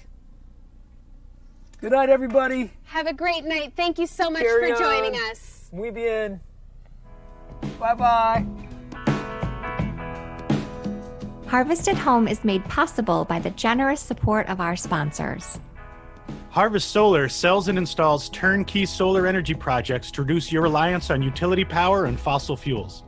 Harvest offers free site assessments to determine what type of project might be right for each unique situation. Trust us, we know local food. Become a Taste the Local Difference partner and join our growing community at localdifference.org. Voss Equipment, material handling solutions since 1934. We miss seeing you, but love inspiring you to cook healthy, delicious meals with our oils and vinegars. Stay well, from your friends at Bustini's. From 10th Street to out west, Oriana is proud to support the incredible local work of Groundwork. Cheers to 20 years. Planted Cuisine. Shout out to the entire Groundwork team for continuing to help bring healthy foods and education to our area. Michigan Farm Co-op is a multi-farm cooperative offering year-round CSA shares and is proud to supply the produce for the Harvest at Home farm box. Have a place you can call home at Do the 22 as you traverse an area of historic and unforgettable beauty. Trying times call for resilient wines. Mobby Sparkling Wine and Big Little Wines are happy to help you celebrate safely. Cheers! Mammoth spirits are hewn from the glacial lakes and hills of northern Michigan and reflect the local ancient character of the ingredients we use in every batch. The Little Fleet CSA, Community Supported Alcohol, starts October 8th through December 17th with specialty curated party packs for your enjoyment in the comfort of your own home. thelittlefleet.com/CSA. Groundwork's Harvest at Home is an amazing way to celebrate the local bounty from farms and producers of our incredible region. All best enjoyed with a delish, short beer, and good company, of course. The mission of the HP Foundation is to support communities and nonprofits that enhance the well-being of present and future generations. First Community Bank celebrates over 100 years of community banking. The Sarah Hardy Farmers Market will continue throughout October. Visit dda.downtowntc.com to place your order. Starting January 1st, 2021, Traverse Area Association of Realtors will become Aspire North Realtors, a partner with the Groundwork Center for Resilient Communities. Over the last decade, Consumers Energy customers saved $3.2 billion on energy bills by taking small steps to manage their energy use. You can too with our clean energy solutions. Since 1929, Blue Cross Blue Shield has led the healthcare industry by rising to the challenges that change brings, enabling new discoveries and continuing to evolve. Live or virtual, we're enjoying helping people connect. However, we can't wait to meet face-to-face again. Cheers! The Events North team, Allison and Meg. Your community foundation is here to help you make a lasting impression in our region. Just like you, we love our communities and want to see them thrive forever. With over 60 years of combined experience, Thompson & O'Neill can provide legal services specifically tailored to your needs. Greenstone provides the resources to help establish a solid foundation for new and young farmers. Learn the ways we're here to support farmers. Visit greenstonefcs.com/YBSF. Midwest Refrigeration Supply Company. We love Groundwork and our Northern Michigan community so much for promoting energy efficiency. Thank you for the 75 years of support to our amazing suppliers, contractors, and consumers. Higher Grounds Trading Company. We love collaborating with Groundwork to make our communities healthier and stronger, all while keeping you fueled with delicious coffee. Crosshatch Center for Arts and Ecology. A toast to the sharing of the work, large and small, and in it, the sharing of our grief and our hope. To those who work alongside, cheers to Groundwork. 2 generations with one mission, to guide your family home. At Brick and Corbett, our roots run deep. The next generation in real estate builds on more than 60 years of experience. Traverse City Light and Power serves our community by providing reliable, affordable energy, and now an all-fiber gigabit internet service. We are community-owned, community-focused, and invested in you. With central locations in Traverse City and Suttons Bay, Northern Building Supply offers all the convenience of those big box stores with the value and expertise they simply can't match. Grocer's Daughter Chocolate. We are a small, family-owned business with a big love for craft chocolate. Our bright green shop is located at the gateway to the quaint, picturesque village of Empire, Michigan, nestled in the Sleeping Bear Dunes National Lakeshore. Thank you to the sponsors of Groundwork's Harvest at Home, Michigan's largest farm-to-table fundraiser.